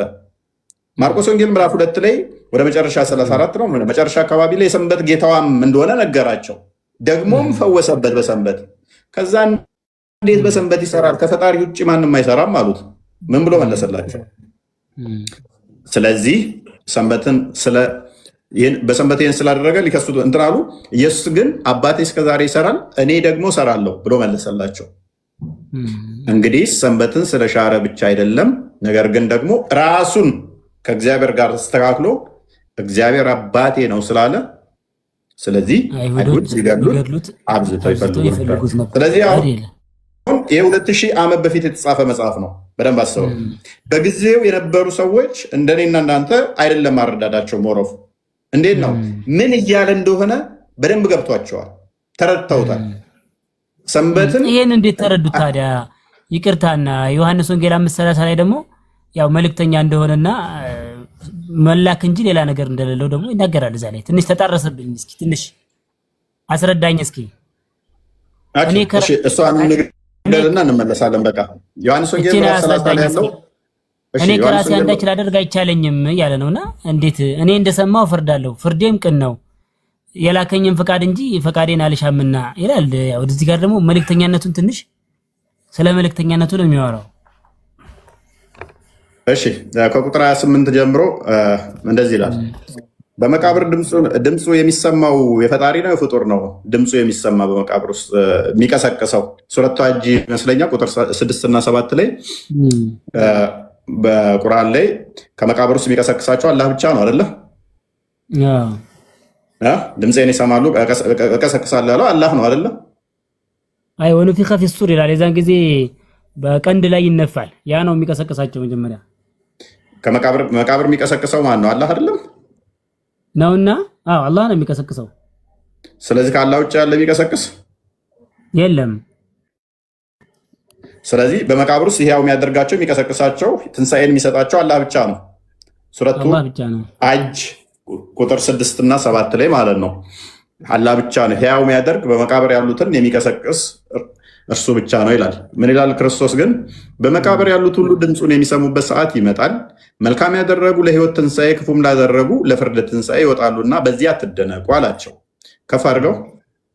ስለዚህ በመቃብር ሁሉ ያሉት ድምፁን የሚሰሙ ከሆነ ክርስቶስ ከመቃብር ተነስቶ ከመቃብር ተለይቶ አድርጓል ማለት ነው። በመቃብር ውስጥ አይደለም። ገና ድምፁን በመቃብር ውስጥ የፈጣሪ የሚጠብቅ አይደለም። ክርስቶስ ስለተነሳ በመቃብር ያሉት ገና ትንሣኤን የእሱን ድምፅ የሚፈልጉ ናቸው። ዮሐንስ ወንጌል ምዕራፍ 11 ቁጥር 25 ላይ የሚያምንብኝ ቢሞት እንኳን ሕያው ይሆናል፣ ሕያው ይሆናል፣ ለዘላለም አይሞትም ብሎ ስለተናገረ በመቃብር ያሉት ተስፋ ያደርጋሉ ክርስቶስን ለመነሳት። ቅድም እዛ ጋር እንዳሳየው የዘላለም ሕይወት እሰጣቸዋለሁ በጎቼ ድምፄን ይሰማሉ ብሏል አይደለ? በመቃብር ያሉት ተስፋ ያደርጋሉ ድምፁን። ለምን? የዘላለም ሕይወት እንዲሰጣቸው። የዘላለም ሕይወት እሰጣቸዋለሁ ከእጄ ማንም አይነጥቃቸውም ብሏል ዮሐንስ ወንጌል ምዕራፍ 10 ቅድም ያነበብነው ላይ። ታዲያ እንደዛ ካለ በኋላ መልሶ ምን አለ? እኔ ከራሴ አንዳች ላደርግ አይቻለኝም ማለት እንደሰማው ፈርዳለሁ፣ ፍርዴም ቅን ነው፣ የላከኝም ፍቃድ እንጂ ፍቃዴን አልሻምና። እዚህ ጋር ስለዚህ እኔ ከራሴ አንዳች እኔ ግዴታ ነው ማለት ነው። እንትን አድርገው ያ ዝቅ አድርገው ትንሽ። እኔ ከራሴ አንዳች ማድረግ አይቻለኝም which means ምንም በቃ አበበና ጫላና ማለትም አይችልም ማለት ነው። አይ እንደዛ ሳይሆን እንኳን እሱ መልእክተኛ ነው። መልእክተኛነቱን ነው የሚያመለክተው አይደለም? ቆይ አይደለም። እኔ ከራሴ አንዳች ላደርግ አይቻለኝም፣ እንደሰማው ፈርዳለሁ፣ ፍርዴም ቅን ነው፣ የላከኝም ፈቃድ እንጂ ፈቃዴን አልሻም። ወማ ተሻኡና ኢላ አየሻ አላህ ማለት ነው። እንግዲህ የአላህ Subhanahu Wa Ta'ala ወይም የፈጣሪ ፈቃድ ካልሆነ የሱ ፈቃድና እንግዲህ ያው የላከው ማን ነው? አባቱ። እዛ ጋር ስለዚህ የአባቱ ፈቃድ እንጂ የራሱ ፈቃድ አልሻም እያለ ነው። መልካም ኦኬ። የአባቱና የልጁ ፈቃድ ይለያያል። ለየው እኮ እዚህ የላከኝም ፈቃድ እንጂ ፈቃዴን አልሻምና አለ። መልካም። ስለዚህ በደንብ አስተውል። ይሄ ክፍሉ እየተናገረ ያለው የአባቴ ፍቃድ አድርጋለሁ ነው። የአባቱ ፍቃድ ደግሞ ምንድነው? እሱ ቁጥር 19 ላይ አድርገው። አባቴን አስፈቅዳለሁ ማለት ነው። እዚሁ ቁጥር ላይ ልመልስልህ። አውዱን በደንብ ብታውቀው ኖሮ አጠይቀንም። ቅድም ቁጥር 17 ላይ ያው እየተማርን ስለሆነ እንወቅ ብዬለህ እየጠየቅ ለእስክርስትና አላውቅም። ተግባብተናል። ችግር የለውም። እሺ ለማማማር ስለሆነ ከቁጥር 17 ጀምሮ ቅድም እንዳሳየው አባቴ ይሰራል እኔም እሰራለሁ፣ አባቴ እስከዛሬ ይሰራል እኔም እሰራለሁ አላቸው። ራሱን ከእግዚአብሔር ጋር አስተካክሏል ብሎ ሊወግሩት አነሱ አይደለ ድንጋይ። ቁጥር 19 ላይ ደግሞ ምን ይላል? ስለዚህ አለ። ስለዚህ ኢየሱስ መለሰ እንዲህም አላቸው፣ እውነት እውነት እላችኋለሁ አብ ሲያደርግ ያየውን ነው እንጂ ወልድ ከራሱ ሊያደርግ ምንም አይችልም አለ። ቁጥር 30 ላይ ያለውን አውዱ ከዚህ ነው ያለው። እንዴት ነው ማደርገው አለ? አብ ሲያደርግ ያየሁትን ነው እንጂ ከራሴ አንዳች አላደርግም አለ አይደለ? ቅድም ምን ብያለሁ? በአብ እቅፍ ያለው ነው ልጁ መጥቶ የተረከልን። በአብና በወልድ መንፈስ ቅዱስ ውስጥ መገናዘብ አለ እርስ በርሳቸው። እኛ ግን አብን ማንም ያየው የለም ብለናል። ስለዚህ አብ ሲያደርግ ያየሁትን ምን ነው እንጂ ማደርገው ሌላ አላደርግም አለ። ይሄ ማለት ምን ማለት መሰለ? ወልድ የሚያደርገው አብ የሚያደርገውን ነው። ከአብ የተለየ ምንም አያደርግም። ከአብ የተለየ ምንም ነገር አያደርግም። ስራቸው አንድ ከሆነ ሶስት መሆን ለምን አስፈልጋቸው እኮ ነው ጥያቄ እኮ። ሶስት እንዳልሆነ እኮ እያሳየው እኮ ነው። አንድ ፍቃድ ስላለች፣ አንዲት አገዛዝ ስላለች የሚያደርጉት የሚሰሩት በደንብ አስተውል፣ አንዲት ነች። አንደኛው ብርሃን ሲፈጥር አንደኛው ያንን ብርሃን የሚያጠፋ አይደለም የሚፈጥረው፣ አንድ ፍቃድ። ምክንያቱም ወልድ አብ ራሱ በወልድ ስለፈጠረ ማለት ነው። ወልድ የሚያደርገው አብ የሚያደርገውን ነው። የተለየ እኔ እንደዚህ ላድርግ አንተ እንደዛ ላድርግ ከሆነ እነሱ ምን ይሆናል? አማልክት የሆኑና እርስ በርስ ድብድብ ነው የሚሆነው። በፈጣሪ ዘንድ እንደዛ የለም። በደንብ አስተውል። ምን ይላል መሰለ? ስለዚህ ኢየሱስ መለሰ እንዲህም አላቸው፣ እውነት እውነት እላችኋለሁ አብ ሲያደርግ ያየውን ነው እንጂ ወልድ ከራሱ ሊያደርግ ምንም አይችልም። ያ በደንብ አስተውል። ያ ማለት አብ ማለት ነው። ያ የሚያደርገውን ሁሉ ግማሽ አይደለም የሚለው ሁሉ ወልድ ደግሞ ይህን እንዲሁ ያደርጋልና። ስለዚህ አብ የሚያደርገውን ሁሉ ወልድ ያደርጋል። ነገር ግን ወልድ ከአብ የተለየ አንዳች ከራሱ አያደርግም። ወልድ ብቻ ሳይሆን አብም ከወልድ የተለየ አንዳች አያደርግም። መንፈስ ቅዱስም በተመሳሳይ። ስለዚህ አብ የሚያደርገው ሁሉ ወልድ ምን ያደርገዋል? ያደርገዋል። ከራሴ አንዳች አላደርግም ሲል ምን እያለ ነው? ከአብ የተለየ ከአብ ፍቃድ ውጭ የሆነ እኔ ምንም አላደርግም። ማደርገው ነገር ወልድ አብ የሚያደርገውን ብቻ ነው። ተመሳሳይ ነው። የተለየ ምንም አልፈጥርም እያለ ነው። ስለዚህ አንድ መሆኑን በምን ተጨማሪ እንስጥህ? ዮሐንስ ወንጌል ምዕራፍ 6 ቁጥር 41 ያድርገው። አውዱን አንተ ሙሉን አንብበው። ቁጥር 40 ላይ ፍቃዳቸው አንድ መሆኑ፣ ከዛ ቁጥር 40 ላይ እንደዚህ ይላል። ዝቅ አድርገው ትንሽ። ልጅን አይቶ በእርሱ የሚያምን ሁሉ የዘላለም ሕይወትን እንዲያገኝ የአባቴ ፍቃድ ይህ ነው፣ እኔም በመጨረሻ ቀን አስነሳዋለሁ ይላል አይደለ? ቅድም ምን ብሎናል? የራሴን ፍቃድ አላደርግም የአባቴን ፍቃድ ነው ማደርገው ብሎን ነበር አይደለ? የአባቱ ፍቃድ ምንድን ነው? የኔን ፍቃድ አላደርግም የአባቴን ፍቃድ ነው ማደርገው አለን። የአባቱ ፍቃድ ምንድን ነው ብለን ስንጠይቅ ልጅን አይቶ፣ የአባቱ ፍቃድ ደግሞ ልጅን አይቶ በእርሱ የሚያምን የአባቴን ፍቃድ ነው የሚያደርገው ብለን ወደ አባቱ ስንሄድ አባቱ ደግሞ ምን አለን? በእሱ በልጁ ማመን አለባችሁ፣ እርሱ በመጨረሻ ያስነሳችኋል። ይሄ ነው የአባቱ ፍቃድ። ምን ይላል? ልጅን አይቶ በእርሱ የሚያምን ሁሉ የዘላለም ሕይወት እንዲያገኝ የአባቴ ፍቃድ ይህ ነው፣ እኔም ምን አደርገዋለሁ? በመጨረሻ ቀን አስነሳዋለሁ። ስለዚህ የአባቴን ፍቃድ ነው ማደርገዋለሁ። የአባቴ ፍቃድ ደግሞ በእኔ እንድታምኑ ነው፣ እኔ ደግሞ በመጨረሻ ቀን አስነሳችኋለሁ። የኔና የአባቴ ፍቃድ ልዩነት የለም ነው። ተጨማሪ ማቴዎስ ወንጌል ምዕራፍ 17 ቁጥር 5 ነው የክፈተው። አባቱ ስለ ልጁ ምን ይላል? 17 ቁጥር 5 ታዲያ ኢየሱስ ሲሞት ታዲያ ጌታ ሞተ አይደለም? እርሱም ገና ሲናገር እነሆ ብሩህ ደመና ጋረዳቸው፣ እነሆም ከደመናው በእርሱ ደስ የሚለኝ በለማስብ ከደመናው ውስጥ መጥቶ በእርሱ ደስ የሚለኝ የምወደው ልጄ ይህ ነው እርሱን ስሙት የሚል ድምፅ መጣ። ስለዚህ አብ ስለ ልጁ ምንድን ነው የሚለው? ልጁን ስሙት ነው የሚለን። ልጁ ደግሞ የአባቴን ፍቃድ አድርጋለሁ ይላል። አባቱ ደግሞ ስለ ልጁ ምን ይላል? ልጄን ስሙት ይላል። ዮሐንስ ወንጌል ምዕራፍ 17 ቁጥር 10 አንዴ ክፈተው እዛው ላይ። ስለዚህ ልጄን ስሙ ካለ 17 10 ልጄን ስሙት ካለ አባቱ ልጁ ደግሞ የአባቴን ፍቃድ አደርጋለሁ ካለ ልዩነት የላቸው። ምንድነው መልሶ ይለናል? የኔ የሆነ ሁሉ ያንተ ነው፣ ያንተውም የኔ ነው። 16 15 ነው የከፈተው። ስለዚህ የአብ የሆነ ሁሉ የወልድ ነው፣ የወልድ የሆነ ሁሉ የአብ ነው። ምንም ልዩነት የለንም። ለአብ ያለ ሁሉ የኔ ነው። አብ ያለው ሁሉ የወልድ ከሆነ የወልድ ሁሉ ደግሞ የአብ ከሆነ በመካከላቸው ልዩነት የለም። ስለዚህ አብ ፈጠረ ማለት ወልድም ፈጠረ ማለት ነው። አብ ተናገረ ማለት ወልድም ተናገረ ማለት ነው። ወልድም ሞተ ማለት አብም ሞተ ማለት ነው። ለምን አይሆንም ታዲያ? እዚህ ላይ ሲሆን ደግሞ ሎጂኩ እንደዛ ከሆነ አንድ ከሆኑ የሚያደርጉት ነገር አንድ ከሆነ የሚደርስባቸውም ነገር አንድ መሆን አለበት። ወይ አልሞቱም መሆን አለበት፣ ወይ ሙተዋል መሆን አለበት። በአካል የአካልን ከባህሪ ጋር እንትን ብለህ እያገናኘኸው ነው። ያው ቃል ነው ብለኸኛል። ቃሉ ሞተ እንበልሽ ወይ ኖ አዳምጣ። ክርስቶስ በስጋ የተገለጠ ቃል ነው ያልኩህ እንጂ ክርስቶስ ማለት በስጋ የተገለጸ ቃል ነው። በአካል ስንት ነው? ቃሉ የተገለጸው በስጋ ነው። ቃሉ በስጋ። ስለዚህ ስጋው ማለት ግን የተገለጠበት እንትን ሞተ ማለት ነው። ምን በስጋው ነው የተገለጠው ቃሉ። ከሶስቱ አካል በተለየ አካሉ አንደኛው አካል ነው የተገለጠው አይደለ? በስጋ። ስለዚህ ያ ስጋ ሙቷል አልሞተም በመጀመሪያ። ስለዚህ ሞተ ማለት ምንድነው? ስጋ ከነፍሱ ተለየች ማለት ነው። ስጋ ከነፍሱ ተለየ ማለት እስቲል ቆይ ነፍስ ነበረው ህይወት። ስጋና ነፍስ ደም ነው የተካፈለው። ስለዚህ ሲሞት ምንድነው የምንለው? ከዛ ሲሞት ምንድነው ማለት? ሰቀሉትና ሞተ አይደለ? ከዛ ተቀበረም። ያ ስጋ ከነፍሱ ወደ ቶፒኩ ለመመለሳል ሲሞት ምንድነው ለሚለው ስጋ ከነፍሱ ተለየች። በቃ ስጋ ከነፍሱ ተለየ which is በስጋ ተቀበረ፣ በነፍስ ደግሞ በወይን ላሉት ሄዶ ሰበከላቸው። መለኮት ግን በሁሉ የሞላ ነው። ከስጋው ጋርም አለ ከነፍሱ ጋርም አለ። መለኮት በሁሉ የሞላ ስለሆነ በአባቱ እቅፍ አለ። ስለዚህ ወደ ቶፒኩ ላይ እንመለስ። አሁን ይበቃል። ያኔ ሲሞት ማለት ነው። ይበቃል። ሌላ ቀን ነገር ስላስተባርከኝ አመሰግናለሁ ጋሽ እፎይ። ሌላ አንተም የሰማው በልቦና ያኑርልህ። አጣጥመው በደንብ። አሜን አሜን አሜን አሜን። አጣጥመዋለሁ ብራዘር። እንዲህ ያው መማማር ምናምን አሪፍ ነገር ነው።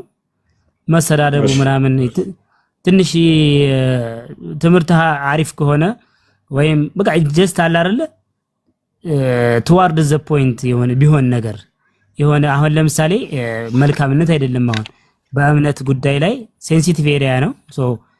ነብያቶችን መዝለፍን ያሁን አባቶችን ምናምን አልዘልፍም። ማንንም አልዘለፈምና ወደ ሌላ ቦታ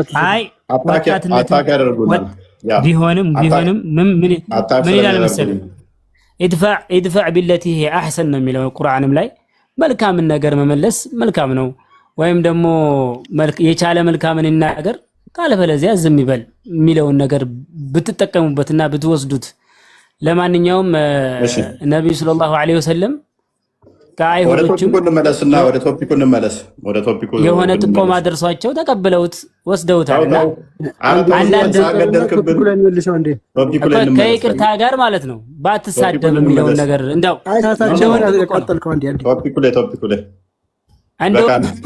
ቶፒኩ ላይ ቆይ አንዴ ፓራፍሬዝ አድርገው። እሺ አንዴ ፓራፍሬዝ አድርገው። አንዴ ደግሞ አዳምጠን። እሺ አንድ ጊዜ አዳምጠንና መልካም ቃሎች ያሰማልን። እፎይ አሪፍ ተምረንበታል። በሰበቡም ቢሆን ወንድማችንም የሰማኸውን በልቦና ያኑርልህ። እግዚአብሔር ልቦናህን ይክፈትልህ። ወደ ቶፒኩ ይቅርታ ስንመለስ እስኪ አንድ ጥያቄ ልጠይቅህ። ነብዩ መሐመድ ከሰውነታቸው የሚወጣው ጠረን የተለየ ነበር? እንደ ማንኛውም ሰው ነበረ? እንደ ተራሳ በጣም መልካም መዓዛ ነበረች። ለምሳሌ ላቡ ሸታል። ላባቸው በጣም ሽቶ ነበር። በጣም መልካም ሽታ ነበረው። መልካም ሽታ ነበረው። ኦኬ ይሄ መጽሐፍ ታውቀዋለህ አይደለ? ሪያዱ ሷሊሂን። እዚህ ላይ ደግሞ የመሐመድ የ20 ዓመት አገልጋይ ባሪያው ምን ብሎ ይናገራል? መሐመድ አንድ ቀንም ጥሩ ጠረን ሰምቼበት ወይ አሽቼበት አላውቅም ይላል። ካላህ መልእክተኛ ከሰለላሁ ዐለይሂ ወሰለም ጠረን ያማረ ሽታ ያለው ነገር አሽትቼ አላውቅም። ጠረኑ ሚስክ አንተ እንደምትለው ብራንድ ያስነቃል ሽቶ እንደምትለው ይሄ እየተናገረ ያለው 20 ዓመት ያገለገለው ባሪያው ነው። ለ20 ዓመታት አገልግያለሁ ይላል። የአላህ መልእክተኛ ከሱ የሚወጣው ጠረን አንድም ቀጥሩ ሽታ አሽትቼበት አላውቅም ይላል። ታዲያ ሐዲሶቹ እርስ በርስ ይጋጫሉ ማለት ነው? والله اعلم ላብራራልህ አልችልም። ብቻ ሜቢ ካፍንጫ ሊለያይ ይችላል። ሌላ ሐዲስም አለ አተጠይሩ ምን አተጠይሩ ማለት ሽቶ እንደውም ከነብያቶች ሱና ነውና የነብያቶች ሱና ነው። ይሄ ሽቶ የነብያቶች ሱና ነው። እንዴት ነው የነብያቶች ሱና የሆነው ግን? ሽቶ የነብያቶች ሱና ነው። ሴቶች ደግሞ ሽቶ ከተቀቡ አይቻልም ማለት እሱ ክልክል ነው። ለሴቶች ደግሞ አይፈቀድም ሽቶ ለወንዶች ነው እንጂ ለሴቶች አይፈቀድም። አሁን ይሄ ጠረኑ ስለዚህ ሴት ነብይ ጠረኑ አሸትም ይላል። ጠረኑ ምን አልከኝ?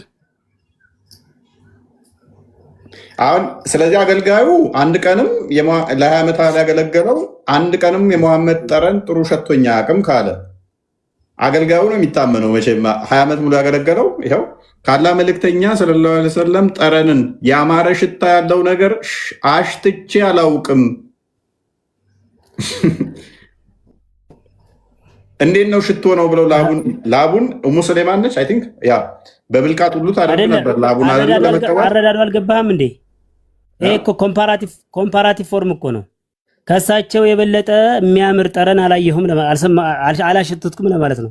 ያ ማለት በጣም ይጣፍጡ ነበር ማለት እኮ ነው። ነው አይደለም ዴው ላምበስቲ ከአላህ መልእክተኛ ሰለላሁ ዐለይሂ ወሰለም ጠረን ያማረ ሽታ ይኸውልህ አሽትቼ አላውቅም እኮ ነው። ከአላህ መልእክተኛ ጠረን አለ ያማረ ሽታ ያለው ነገር አሽትቼ አላውቅም።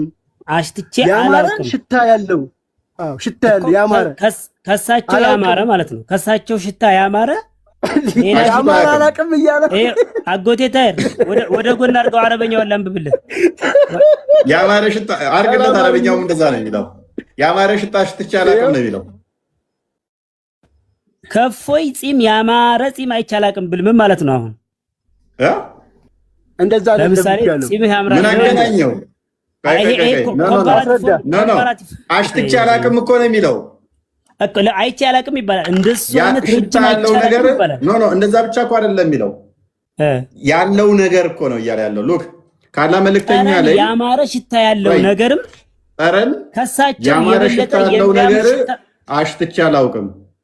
ይኸውልህ አረበኛው የሚለው አጥየብ ሚን ሪሂ ዞር አድርገው ወደዚህ ወደ ጎን አድርገው ካላ መልእክተኛ ላይ ይኸውልህ ወይ ወላ ሸመምቱ ራኢሐተን ቀጡን አጥየበ ሚን ራኢሐቲ ረሱል ሰለላሁ ዐለይሂ ወሰለም። አጥየበ ማለት ኮምፓራቲቭ ፎርም ነው።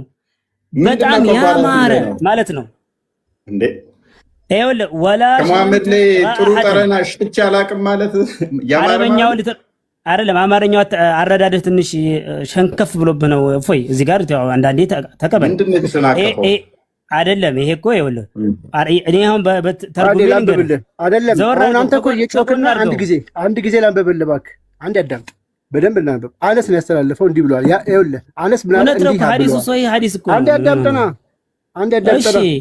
እሺ አነስ አስተላለፈ እንዲህ አለ የአላህ መልእክተኛ ሰለላሁ ዐለይሂ ወሰለም መዳፍ የለሰለሰ ሐር ወይንም ጨርቅ ነክቼ አላውቅም። ምን ማለት ነው? ነክቼ አላውቅም ማለት ዘሴባ አማርኛ ነው ተጠቀመው። ስለዚህ ይሄን ተርጉማ የነብዩ ሰለላሁ ዐለይሂ ወሰለም የለሰለሰ ነው ማለት ነው። ኧረ አዳምጠኝ ቆይ በኢየሱስ እንደዛ ማለት ነው አይደል? ኧረ ቆይ አዳምጠኝ። እሺ አዳምጣለሁ። እሺ የአላህ መልእክተኛ ሰለላሁ ዐለይሂ ወሰለም መዳፍ የለሰለሰ ሐር ወይንም ጨርቅ ነክቼ አላውቅም። ሁቺ የሐር ጨርቅ በስልምና አይቻልም። ኧረ በኢየሱስ ስም የሐር ጨርቅ በስልምና አይቻልም። አይቻልም ካላወቅ ከፍቼ እዚሁ ላይ ላሳየህ። ስለዚህ እሱ ነው እየተናገረ ያለው። አንተ ግን የራስህን አይምሮ ውስጥ የራስህን እንትን እየሰራ መዳፋቸው ይለሰልሳል ትለኛለህ። ስለ መዳፉ አይደለም እያወራ ያለ ነው። በሳቸው እጅ ላይ አንዴ አዳምጣ። በሱ እጅ ላይ የሐር ጨርቅ አይቻላቅም ሲል አንተ አይ እጁ ለስላሳ ነው እያለ ነው ትለኛለህ።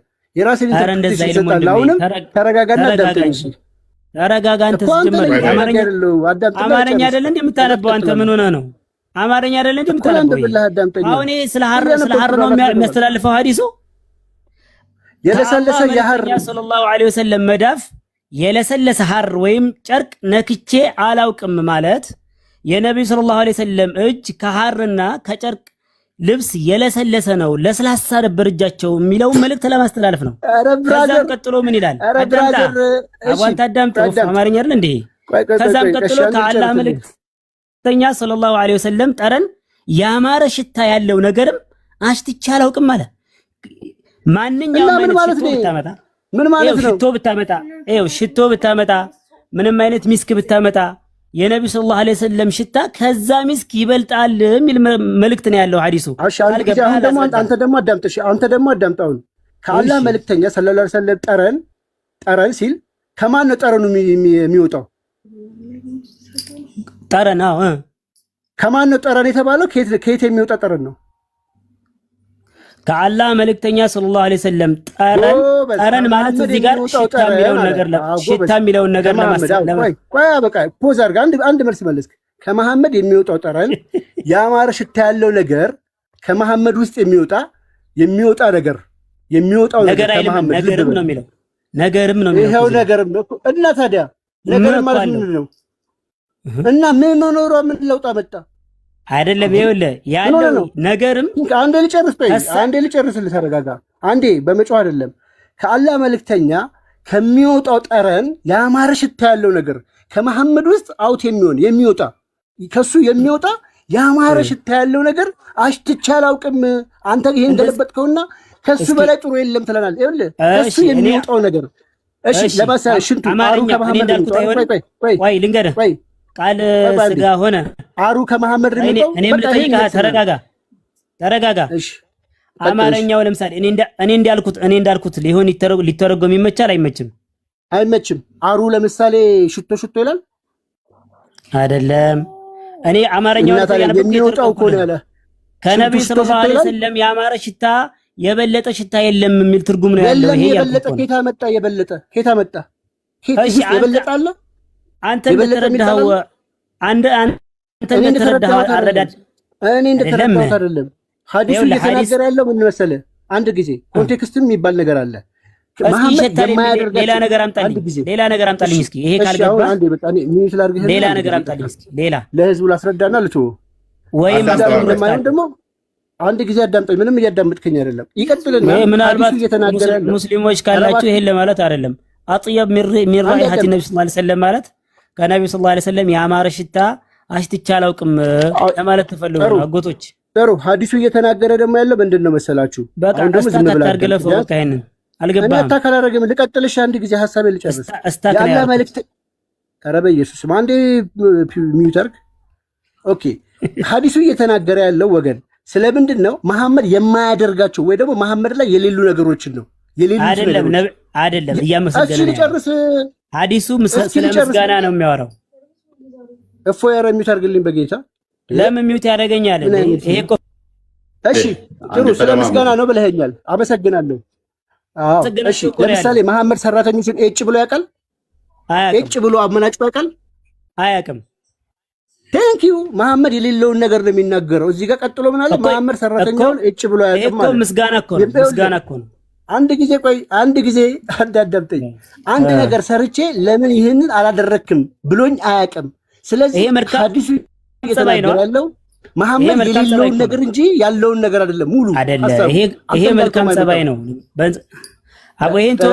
ስለዚህ አሁን በዚህ ኮንቴክስትና ከመሐመድ ጥሩ ነገር ይወጣል ነው አይወጣም ነው እያለ ያለው።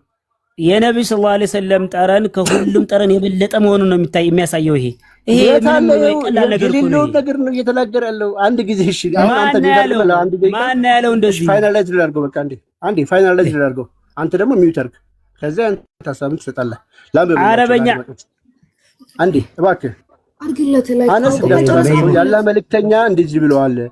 እንደዚህ አለ ሰለላሁ ዐለይሂ ወሰለም መዳፍ የለሰለሰ ሐርም ወይም ጨርቅ በጣም ትገርማለህ። አረ እፎይ ይሄን ልጅ ተው በለው። እፎይ ያልገባህም ነገር ነው ይሄ። እፎይ በቃ እሺ፣ ላፉት ወደ ሌላ ቶፒክ በጣምና ይቅርታ አላስደምጣልኝ። ያ እንዴ በደንብ ረጅም ሰዓት እንትን አደረኩት። ታገስኩት። ላንብብላቸውና ከዛ ሀሳብን ትሰጣለህ አልኩት። አንዴ እንኳን ሙሉ ሐዲሱን አንብበው። አነስ እንዳስተላለፈው ያላህ መልእክተኛ እንደዚህ ብለዋል። የአላህ መልእክተኛ መዳፍ የለሰለሰ ሐር ወይም ጨርቅ ነክቼ አላውቅም። ልብ በሉ፣ የለሰለሰ ነው የሚለው። የለሰለሰ ሐር ጨርቅ ነው እንጂ የመሐመድ መዳፍ እንትን ነው እያለ አይደለም። እሺ፣ ከአላህ መልእክተኛ ጠረን ያማረ ሽታ ያለው ነገርም አሽትቼ አላውቅም። ይሄ የማያውቃቸውን ነገሮች ነው፣ መሐመድ የሌሉትን ነገሮች ነው እየተናገረ ያለው። ቀጠለ። የአላህ መልእክተኛ ለ20 ዓመታት ያህል አገልግያለሁ። በዚህም ዓመታት ውስጥ አለ እጭ ብለው አያውቅም። የማያውቀውን ነገር ነው እየተናገረ ያለው። ቀጠለ። አንድን ነገር ሰርቼ ለምን እንዲህ አላደረክም ወይም አልሰራህም ብሎኝ ማለት ነው አያውቅም። አሁንም እያለ ያለው ብሎኝ አያውቅም። ስለዚህ መሐመድ አርጎት የማያውቀው መሐመድ የሌለውን ነገር ነው ሙሉ ሐዲሱ እየተናገረ ያለው። ስለዚህ ከመሐመድ የሚወጣው ጠረን ያማረ ሽታ ከመሐመድ ውስጥ አሽትቼ አላውቅም ነው ያለው። አላውቅም። አሁን ገብተህ ሐሳብህ መስጠት ትችላለህ። እዚህ ጋር ሐዲሱ እየተናገረ ያለው እጭ ብሎ አያውቅም፣ ሰራተኛው እንደዚህ አርጎ አያውቅም፣ ከለሰለሰ ጨርቅ ውጭ እንደዚህ አርጎ አያውቅም። ከመሐመድም ደግሞ ጥሩ ጠረን አሽትቶ አያውቅም። ዛሲት ይሄ ነው ያለው። ክሊር ይመስለኛል። እና እየጮኸ ስለረበሸ ነው ላላስወራ ስላለ ነው እንጂ በአጭሩ እንቋጨው ነበር። ካለ አስገባው ቦታው ላካለ ጨርሱ በሰላም አግባ። አይ ጥሩ ጠባይ ስላለው ከኔ ጋር ረጅም ሰዓት ስላወራ ነው። ያ እኔም ደስ ብሎኛል። ማውራቱ ግን አላስወራልኝ እንዴ አላንብበው አላስነብብም ማለት። ሰላም እንዴት ናችሁ? ላስወጣሽ እጄን እንደዚህ ከጫንኩ በኋላ ሰላም እንዴት ናችሁ አልሽ? እንዴት ነሽ? አሎ ሁሉ ሰላም ሁሉ ተማም ነው كيف حالك؟ عمل بس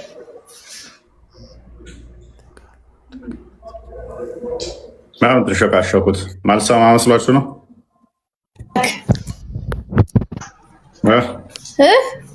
ምንም ትሾካሻኪው ማልሰማ መስሎሽ ነው? ኧረ እኔ እየተጓዝኩ ነው፣ እየተሽኮሽኩ አይደለም ብቻዬን ነው። ወደ ነው የምትጓዡ በዚህ ሰዓት? ወደ ክላሴ ከስራ ቆይታ። እና ምን ልትሆኚ ገባሽ አሁን? ኧረ እኔ አልገባሁም። እናንተ ስባችሁኝ እኮ ነው የገባሁት። እፎይ ይቅርታ። ጭራሽ አሁን ሳታስነቂ ቀስ ብለሽ ወረጂ። ኧረ ወይኔ በላቸው። ኧረ ይቅርታ እናቴ፣ ምንም እንዳትናገረኝ። በመስኮት ዘለሽም መውጣት ትችያለሽ። ኦኬ። ብትሰበሪ ግን ኃላፊነቱን አልወስድም።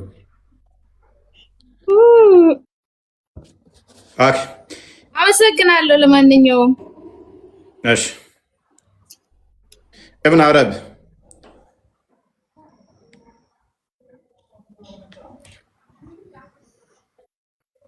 يوستينا قرآن كريم ቁርአን ከሪም ምንድነው? እሱ ምንድነው ያጣላችሁ? መሐመድ ጥሩ ሽታ አለው ብለህ የምታምነው እንዴ? አጥየ من رأيها النبي عربኛ ትንሽ ትሞክራለህ ወይ?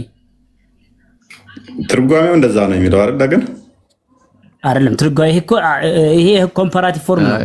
የነብዩ ሰለላሁ ዐለይሂ ወሰለም ጠረንና የሌሎችን ጠረን።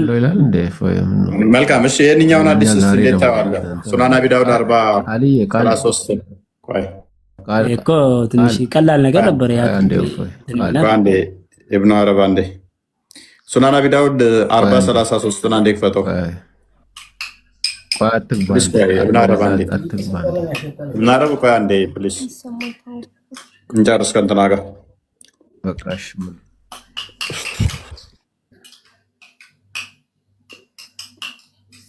ቃል አለ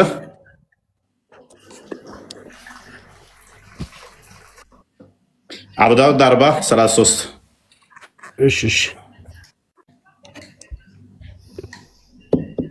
ሱናን አቢ ዳውድ 40:33 40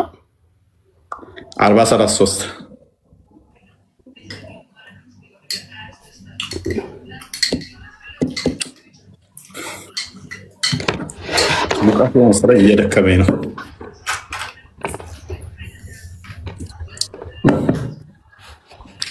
አረብኛውን አድርግለት እስኪ። እንችን ቀጥላት። እችን አዲስ ፈሰርልን እስኪ።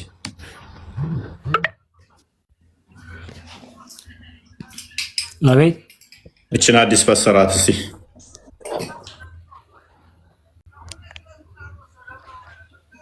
حدثنا عمرو بن عون حدثنا أبو عوانة عن قتادة عن أبي بريدة قال لي أبي يا بني لو رأيتنا ونحن مع النبي صلى الله عليه وسلم وقد أصابتنا السماء حسبت أن ريحنا ريح الضأنيلة.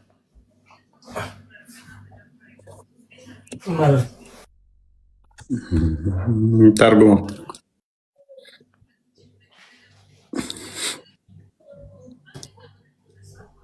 ነው መልሴ።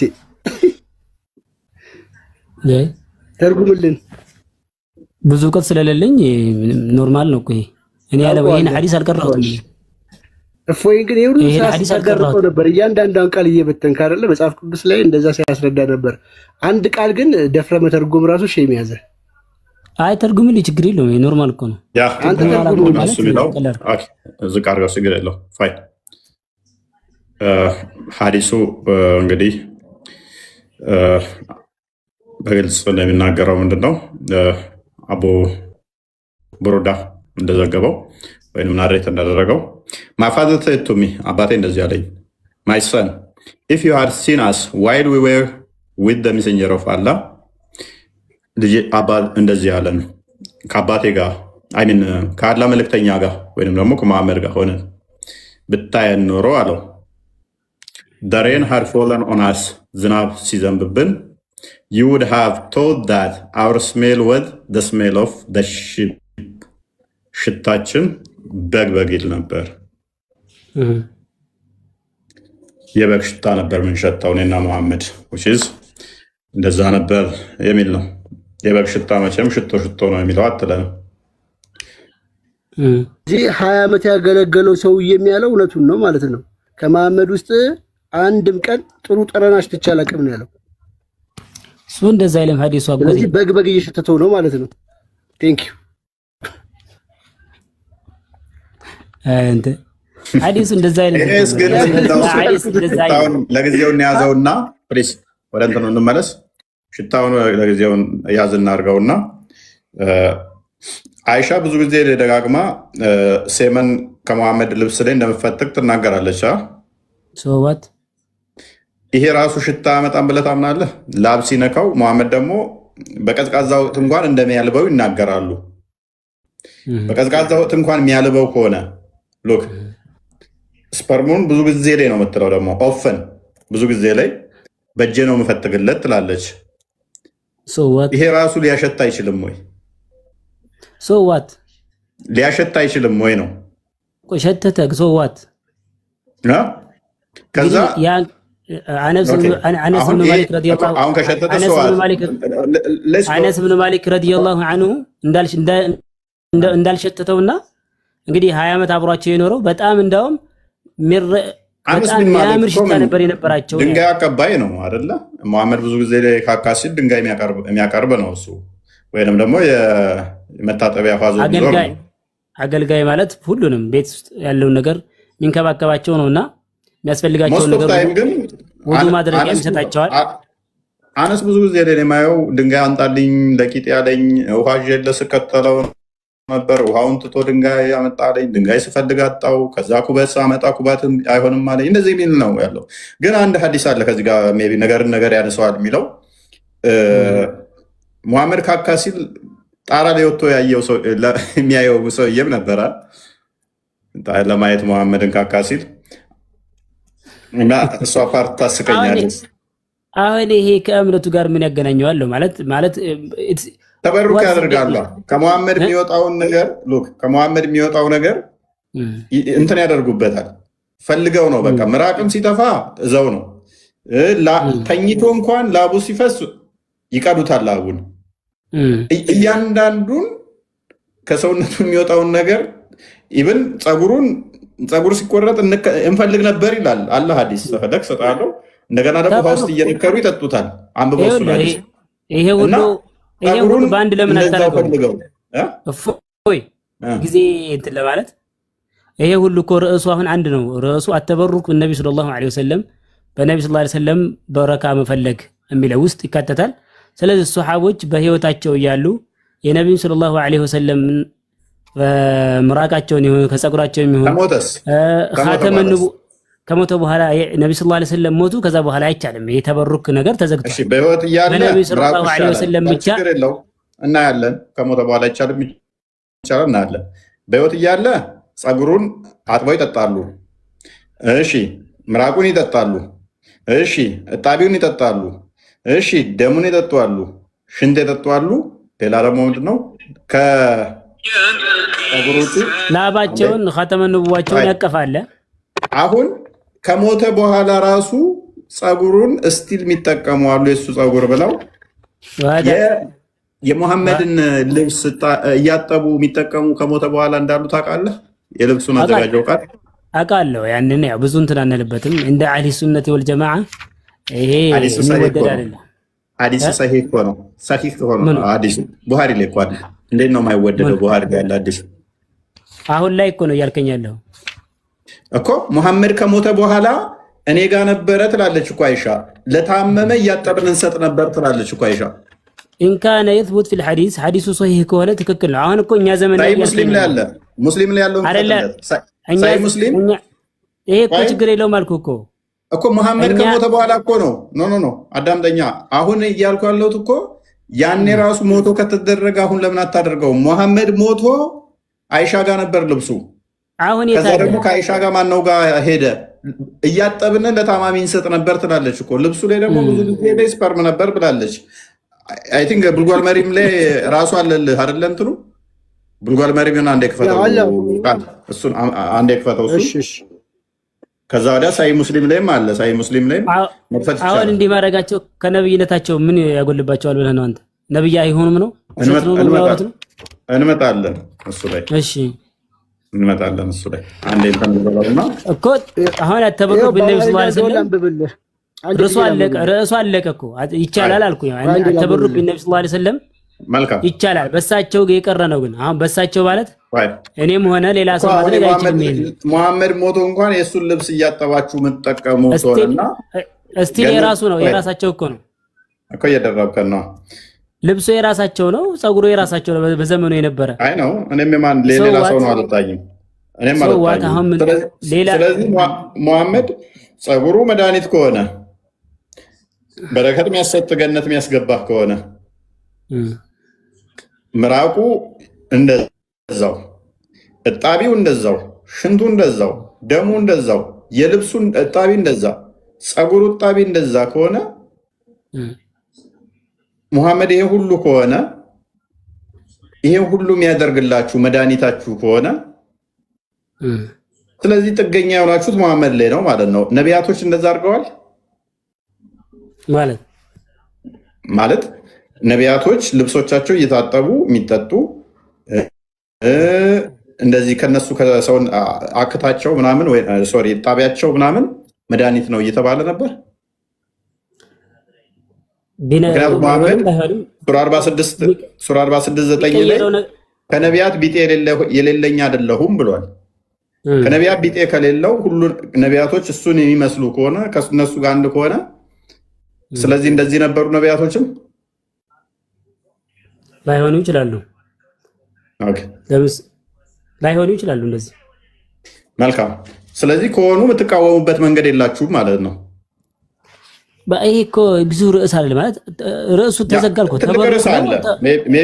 አተበሩክ በነብዩ ሰለላሁ ይቻላል። አበቃ አሁን ሌላ ትልቅ ርዕስ እንዴት እንደሚሆን ታውቃለህ? ዩቱቡን አሳየው ቪዲዮ የሰራሁበት የእናንተ ኡስታዝ አደባባይ ላይ ወጥቶ እኛ ላይ እንዴት እንደተበተረከ ስለምናውቅ ነው። ማይሆን ቀደዳ ተቀደደና ለሱ ምን ላይ ሰጥቼበት ነው ላይቭ የገባሁት። ቪዲዮን ዩቱብ ላይ አዳምጠው። ኡስታዜ ተናገረው አለ ለሱ ምን ላይ ሰጥቼ ማለት እንደዚህ ጣቢው አይደለም ጨርቁ እንትን ያለውንም መብላት ያድነናል ካልክ ያንተ መፍት ነው። በሌላ ጉዳይ ነው የምንመዋገተው። እሱ ገባ ካካው መብላት መድኃኒት ነው ካልክ መፍትሄ ነው። ግን አንተ ጋር እንደዚህ አይነት አስተምሮ ዘህ ሌላውን አታክ የምታደርግ ከሆነ አይ አንተ ጋር እንዲህ ያለ ብዬ ማሳየት እኔ ደግሞ ግዴታ ይኖርብኛል ማለት ነው። አደባባይ ላይ አታክ አድርጎ ነው። አደባባይ ላይ አታክ ስላደረገ ነው የእናንተው። አይ እኔ ይሄን ሁሉ ስተዋረከው ግርሞኝ ነበር ማለት ኦርቶዶክስ እምነትም ላይ እንዲህ አይነት ተበሩክ በኦርቶዶክስ እምነት ላይም ደግሞ ትንሽ ሰፋ ይላል መሰለኝ። በማንኛውም ሰው ምናምን ይላል ፍቅደ ነው ማለት በማንኛውም ሰው ማለት በአባቶች ምናምን በረከት ልትቀበል ትችላለህ። ግን የእሱን እንትን እያልክ እሱ ፐርሰናል ነው እንጂ አስተምሯት። ከኮመንት አትሳደቡ። ረፉ ኮመንት ላይ የሚዩት አድርጓቸው ቢሳደቡትን። አሁን አምላክ ላይ ነው ሞክ ያደረገው። እኛ አምላክ ያልነው እንደው ቢሆንም እንኳን ሎክ ጣቢ ጠጣን ብንል እንደዚህ ጠጣን ብንል፣ ምክንያቱም ፈጣሪ ክርስቶስ በስጋ የተገለጠ ሕያው አምላክ ነው። እሱ ምንም ያቆሽሸው የሚችልም አይደለም ሲጀመር ሊቆሽሽም አይደለም። ምክንያቱም በደንብ አስተውል፣ በስጋ የተገለጠ ቃል ነው ብለን ስለምናምን ማለት ነው። እንደኔና እንደናንተ ፍጡር ብቻ አይደለም እሱ። ስጋና ደም እንደዚህ እንታጠብ እንትን ማለት መቆሸሽ የሚያስፈልገን እኛ አንድም ምንድነው እኛ እናምናለን መሰለ ከገነት ስንወጣ የሰውነታችን ጎስቆለውን እንትን ማነ ገንዘብ ስላደረገ እንጂ በገነት ውስጥ በነበርክበት ወይም በገነት ውስጥ ባለበት ሰዓት ላይ መታመም መራ ይሄ ደግሞ ካካ ማለት እነኚህ የሉም። እነኚህ የምድራዊ ህይወት ናቸው። መቆሸሽ እነኚህ ባህሪዎች የመቆሸሽ እነኚህ ባህሪዎች እኛ ከኃጢአት ጋር የተያዘ ከጸጋ መጓደል ጋር የተያዘ የመጡ ናቸው እንጂ ለክርስቶስ እነኛ አይነገሩ። መቆሸሽ በባህሪው እንደው የእሱን እጣቢ ጠጡ ብንባል ማተር ያደርገንም። ምክንያቱም አንደኛ አምላካችን ነው፣ ሁለተኛ እሱ የሚያቆሸሽ ምንም ነገር ስለሌለ ንጹህ በባህሪው ስለሆነ ማለት ነው። እሱ ግን ሞክ ሲደረግ ሌላ ጋር ነው። አንተ ጋር እኮ ይኸው የአንተ ነቢይ ልብሱ ላይ ስፐርሙን እንትን ይላል። የእሱ እጣቢ ደግሞ የልብሱ መድኃኒት ነው ብለህ ትጠጣለህ። ፀጉሩ ቅማል እንደሚፈለግለት ይናገራል። የፀጉሩ ጣቢ ደግሞ መድኃኒት ነው ተብሎ ይጠጣል። ምራቁ ይጠጣል። የሺያዎችን እንትን ካየ ደግሞ ኢማም እንትና ሁሴን ጡት እንዳልጠባ ታውቃለህ? እንደ ሱኒ ሶሪ ሺያ ዶክትሪን ምራቅ ቆይ አንዴ ቃል ላክልህ። ኪታቡን ነው አለ እንትን አለ አያተል ቁልቡል አለ አዲስ እንትኑ የለም ልላክልሽ ስክሪንሾት አንዴ ላውጣውና አያተል ቁልቡል ቮሊዩም 3 ላይ ሱኒዎች ላይም አለ። ሱኒዎች ላይ ሙሐመድ ለአሊና ለሁሴንና ላላሰን አፋቸው ውስጥ ምራቅ እንደሚጨምርላቸው ነው የሚናገረው እንጂ ምን ያህል ታይም እንዳጨመረላቸው አይናገርም። ብልታቸውን እንደሚስም አፋቸውን ምራቃቸውን እንትን እንደሚል አለ። የሺያዎች ግን በግልጽ ያስቀምጡታል። 2 ዓመት ሙሉ ምራቁን ያጠጣው ልክ ላለው ቃል 2 ዓመት ሙሉ ምራቁን ያጠጣው እና ምግብ በልቶ መጠጥም እንትና ሶሪ ከሌላ ጠብቶ አያውቅም። ስጋና ደሙ የተሰራው ኢማም ሁሴን ከሙሐመድ ምራቅ ነው ብለው ነው የሚያምኑት ሺያዎቹ። እዚህ ሀገሮቹ ሳይሆኑ ሺያዎቹ። እዚህ ሀገር ያሉ ሱኒዎቹ ሙሐመድ ምራቅ እንትን እንደሚለው ብዙ ቦታ ላይ አለ። እሱ ታማኝም ሶሒህ የሆነ አዲሶች አሉ ምራቅ እንትን እንዳለ። ግን ሲያስተባብሉ እዚህ ቲክቶክ ላይ ያሉት ምን ላይ ሲሰጡ የሰማሁት ምንድነው አይ ውሃ እየጠማቸው ነው እንደዛ የሚያደርገው የሚል አይነት ሌም የሆነ ምን ላይ ሲሰጡ አይቻለሁ። የረጅም ሰዓት ምራቁን ገቶታል አልጋተውም። እምነታቸው በሱኒዎች ላይ ዲቴል አላውቅም። ሺያዎቹ ግን ምራቁን 2 ዓመት ያህል ነው ያጠጣው ብለው ያምናሉ። አንዴ ክፈትልኝ ያ እናንተ እንትበሩት ላይ ከዚህ ላንብብላችሁ። እሺ ቮሊዩም 3 ላይ ነው አያተል ቁቡል ፕሮፌት መሐመድ ሰለላሁ ዐለይሂ ወሰለም ምናምን የሚለው ቮሊዩም 3 ላይ ፔጅ 108 ላይ ኢማም ሁሴን ሃዝ ኖት ሳክልድ ፍሮም ኤኒ ውመን።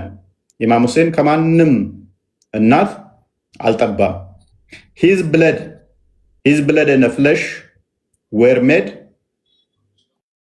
የማን የሁሴን በደንብ አስተውሉ። ሂዝ ብለድ ኤንድ ፍለሽ ዌር ሜድ አፕ ባይ ዘ ስላይቫ ኦፍ ዘ ፕሮፌት። ስጋና ደሙ በሙሐመድ ምራቅ ነው የተሰራው የተባለበት የተሰመረበት ቢጫ ያለበትን እዩት። ከስር ሞሎ ስንታ 2 ዓመት ያህል እንደሆነ ደግሞ ከስር ያስቀምጠዋል። እና እንደዛ ነው። ኤኒዌይስ ለዛሬ ቢበቃንስ ከስር ያለችዋ ምን ያህል ልጠር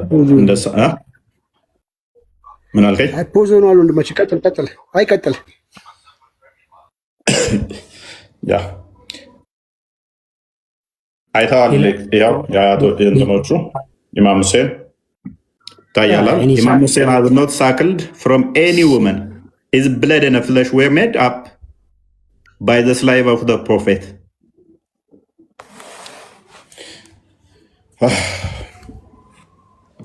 እና ቪዲዮውን ዩቲዩብ ላይ ኡስታዝ ከድር ታዋቂ ነው እንግዲህ። ኡስታዝ ከድር ለሱ ምላሽ የተሰጠ ነው የቶፒክ እና በአሪፍ ሁኔታ መልሰንበታል ብለን እናምናለን። ኤኒዌይስ ስለዛሬ ይበቃናል። እሱ ብቻ ሳይሆን እዚህ ቲክቶክ ላይ ህጻናቶቹም ይህን ቶፒክ ያነሱትና እምነታቸውን አያውቁም እንትን ጉሩር ያለው ይለፈልፋሉ፣ ይቀባጥራሉ። ግን ያው በደንብ አይተነዋል ዛሬ የመሐመድ ምኑ ሽንቱ ሳይቀር ምንም የሚጣል ነገር የለውም። ሁሉ ነገሩ ለድህነት ያገለግላል፣ ለዛውም ከገሃነም እሳት ያድናል። እኔ ግን የማይገባኝ አሁን ላቡ እንደ ሽቶ ከተቀቡት፣ ምራቁ ከጠጡት፣ ሽንቱን ከጠጡ፣ ደሙን ከጠጡ መቃብር ውስጥ አሁን ያልበዋል አልበውም። ያው ሰላምታ እየመለሰ ለሁሉም ሰላምታ በመለሰ ቁጥር ያልበዋል አልበውም። አሁን መቃብር ውስጥ ያ ይሄ በጣም መነሳት ያለበት ነው። ከእንቅስቃሴ ጋር ላብ የሚመጣ ነገር ስለሆነ አንድም እኮ በአንድ ለሊት 9 ሚስቶቻቸውን ዞሩ ሲባሉም እኮ ከሱ ጋር አለ ከላብ ጋር የተገናኛለ ብሎ አንዱ ኡስታዝ እኮ እንቅስቃሴ ባረከ ቁጥር ላብ ይኖራል። 9 ጊዜ ደግሞ ምን ያህል ደግሞ ሊሸት እንደሚችል አይታወቅምና መቃብር ውስጥ ያልበዋል የሚለውን ቢመልሱ ደስ ይለኛል። ያ ይብቃን። ስለነበረን ቆይታ አምላካችን እግዚአብሔር የተመሰገነ ይሁን። እናንተም ታፕ ኮፒ ሊንክ ላደረጋችሁ ላገለገላችሁ እናመሰግናለን። የነፍስ ዋጋ ያድርግላችሁ። እፎይ እንወዳለን። አንተንም የነፍስ ዋጋ ያድርግልህ። ድንቅ ትምህርት ነበር። እግዚአብሔር ይስጥልን። የነገ ሰው ይበልን። መልካም የያዕቆብ ሌሊት ያድርግሉት ኡስታዝ። ያ እንትን በሉ እንዳልኳችሁ በቪፒኤን ብትጠቀሙ ጥሩ ነው። ለእኛ ገንዘብ እናገኝበታለን፣ ክፍያ ይኖረዋል። ባታደርጉም ደግሞ ቪፒኤን ባትጠቀሙም ደግሞ ሰዎች ታዩትም መልካም ነው፣ በቂ ነው። ሰዎች ካዩት ተተማሩበት፣ ከተጠቀሙበት ዋናውን ፈልገው ሰዎች ጋር በደንብ ቫይራል ወጥቶ እንዳያዩት ነው አድቫንቴጁ። ሰዎች እነሱ ብዙ አይነት ድርጅቶች አሏቸው። እስልምና ክርስትና ላይ የሚሰራ አደባባይ ላይ በየቦታው ላይ እየሄዱ ይበርዛሉ። ምንም አያውቀውን ብዙዎችን ያታልላሉ። አትሊስት እኛ ባለችን አቅም ተደራሽነታችንን እነሱ በየማይክራፎን እዛው በየአደባባዩ ላይ ከወጡ አትሊስት እኛ ደግሞ በምንችለው መዳረስ እንድንችል ያንን አትሊስት ትንሽ ለመፎካከርም እንዲረዳን አድክመቶች ስላሉ እኛ ጋር ትንሽ እነኛ ክፍተቶች ስላሉ ያው ምንም ማድረግ ስለማንችል ባለችን ግን እንታገላለን። አንድ ነገር አምናለሁ። እሱ ምንድነው? እሱ ባለችን ሁላችንም የኦርቶዶክስ ሳይኮሎጂ ምንድነው? ሰንበዲ እንዲሰራልህ የምትጠብቀው አይደለም፣ ራስ በመስራት ነው የምታሳየው። ከሌ ስራ፣ ጳጳሱ ስራ፣ መነኩሴው ስራ ወይም ምናምን የሚባል ነገር የለም። አንተ መጀመር መቻል አለብህ፣ መስራት መቻል አለብህ። ለከሌ ትተህ ለነከሌ ትተህ የምትቀመጠው ስላልሆነ ማለት ነው። ስለዚህ ስራውን ራሳችን መስራቱ የተሻለ ነው። እነከሌ ለምን አልሰሩም ወይም ከሌ ለምን እንደዚህ አላደረጉም ካልን ሳንሰራ ልንቀር ነው። ያለን አማራጭ ራሳችንን እንሰራለን። ስንሰራ ደግሞ ለእያንዳንዱ እንዳመጣጡ መልስ እንሰጣለን። ለወደፊትም እንደዛ ነው፣ እንዳመጣጡ መልስ እንሰጣለን። ለተነሱትም ምላሾች ደግሞ እንሰጣለን። እስከዛሬ ለቀባጠሯቸው ለተቦተረፉት በየሚዲያዎቻቸው መልስ እንሰጣለን። ክንዳችን ደግሞ እንዴት እንደሚያም ቁንጥጫችን ደግሞ እንዴት እንደሚሰማ ያውቁታል። በማንም ላይ በምንም ላይ ቀድመን አንነካም። እኛ ኦርቶዶክሳውያን ከተነሳን ከሰራን ደግሞ ጡንቻችን ምን አይነት እንደሆነ አቅማችን ምን ድረስ እንደሆነ አስ ኢንዲቪዥዋል እንኳን ማሳየት እንችላለን። አይደለም እንደ ህብረት በተናጥል እንኳን ሰርተን ማሳየት እንችላለን። በህብረት ላይ መጡትን በተናጥል መምታት መበተን እንችላለን ማለት ነው። ለምን ባስተምሮታቸው እና ቲክቶክ ላይ የሰራው ነው ዩቱብ ላይ ይቀጥላል ማለት ነው። በተለያዩ ጊዜው በሰጠን ሶሻል ሚዲያው ላይ እንቀጥላለን፣ እንሰራለን። ውሸት በጣም ነው የምንጸየፈው። ውሸታምን የገባበት ገብተን አፈር ድሜ እናስበላለን ማለት ነው። ክንዳችን እሳት ይሆናል ለውሸታሞች። ለዋሹብን ለቀጠፉብን አይደለም ነገ ተነገ ወዲያ 50 ዓመት 100 ዓመት ከኖርንም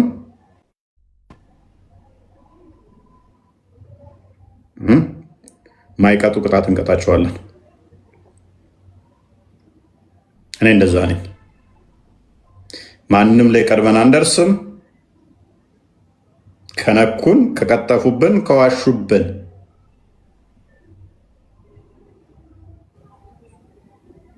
እንዴት መቅጣት እንዳለብን እናስተምራቸዋለን።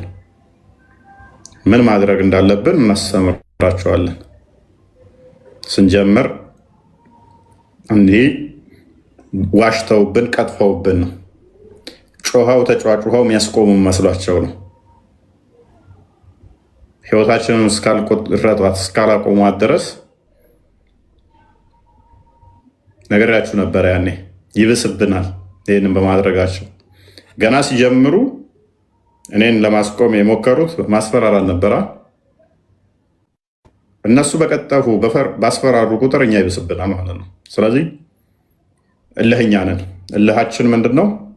ሲዋሽብን ሲቀጠፍብን አስፐርሰናል። እኔ በጣም ከምጸየፈው ውሸት ነው። የዋሸኝ ሰው በጣም ጠላቴ ነው። ሌላ ነገር የፈለገ ብታደርገኝ ደንታዬም ነው፣ እረሳዋለሁ። እኔ ብትሰድበኝ ምን ብትለኝ ደንታዬም አይደለም። ከዋሸህብኝ ግን 50 ዓመት የምታገሳለሁኝ።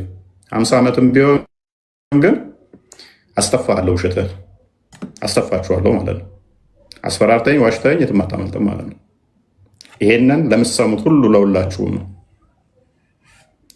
እና ሁላችሁም ደግሞ ስሩ እንደዛ። ቴንኪው ባይ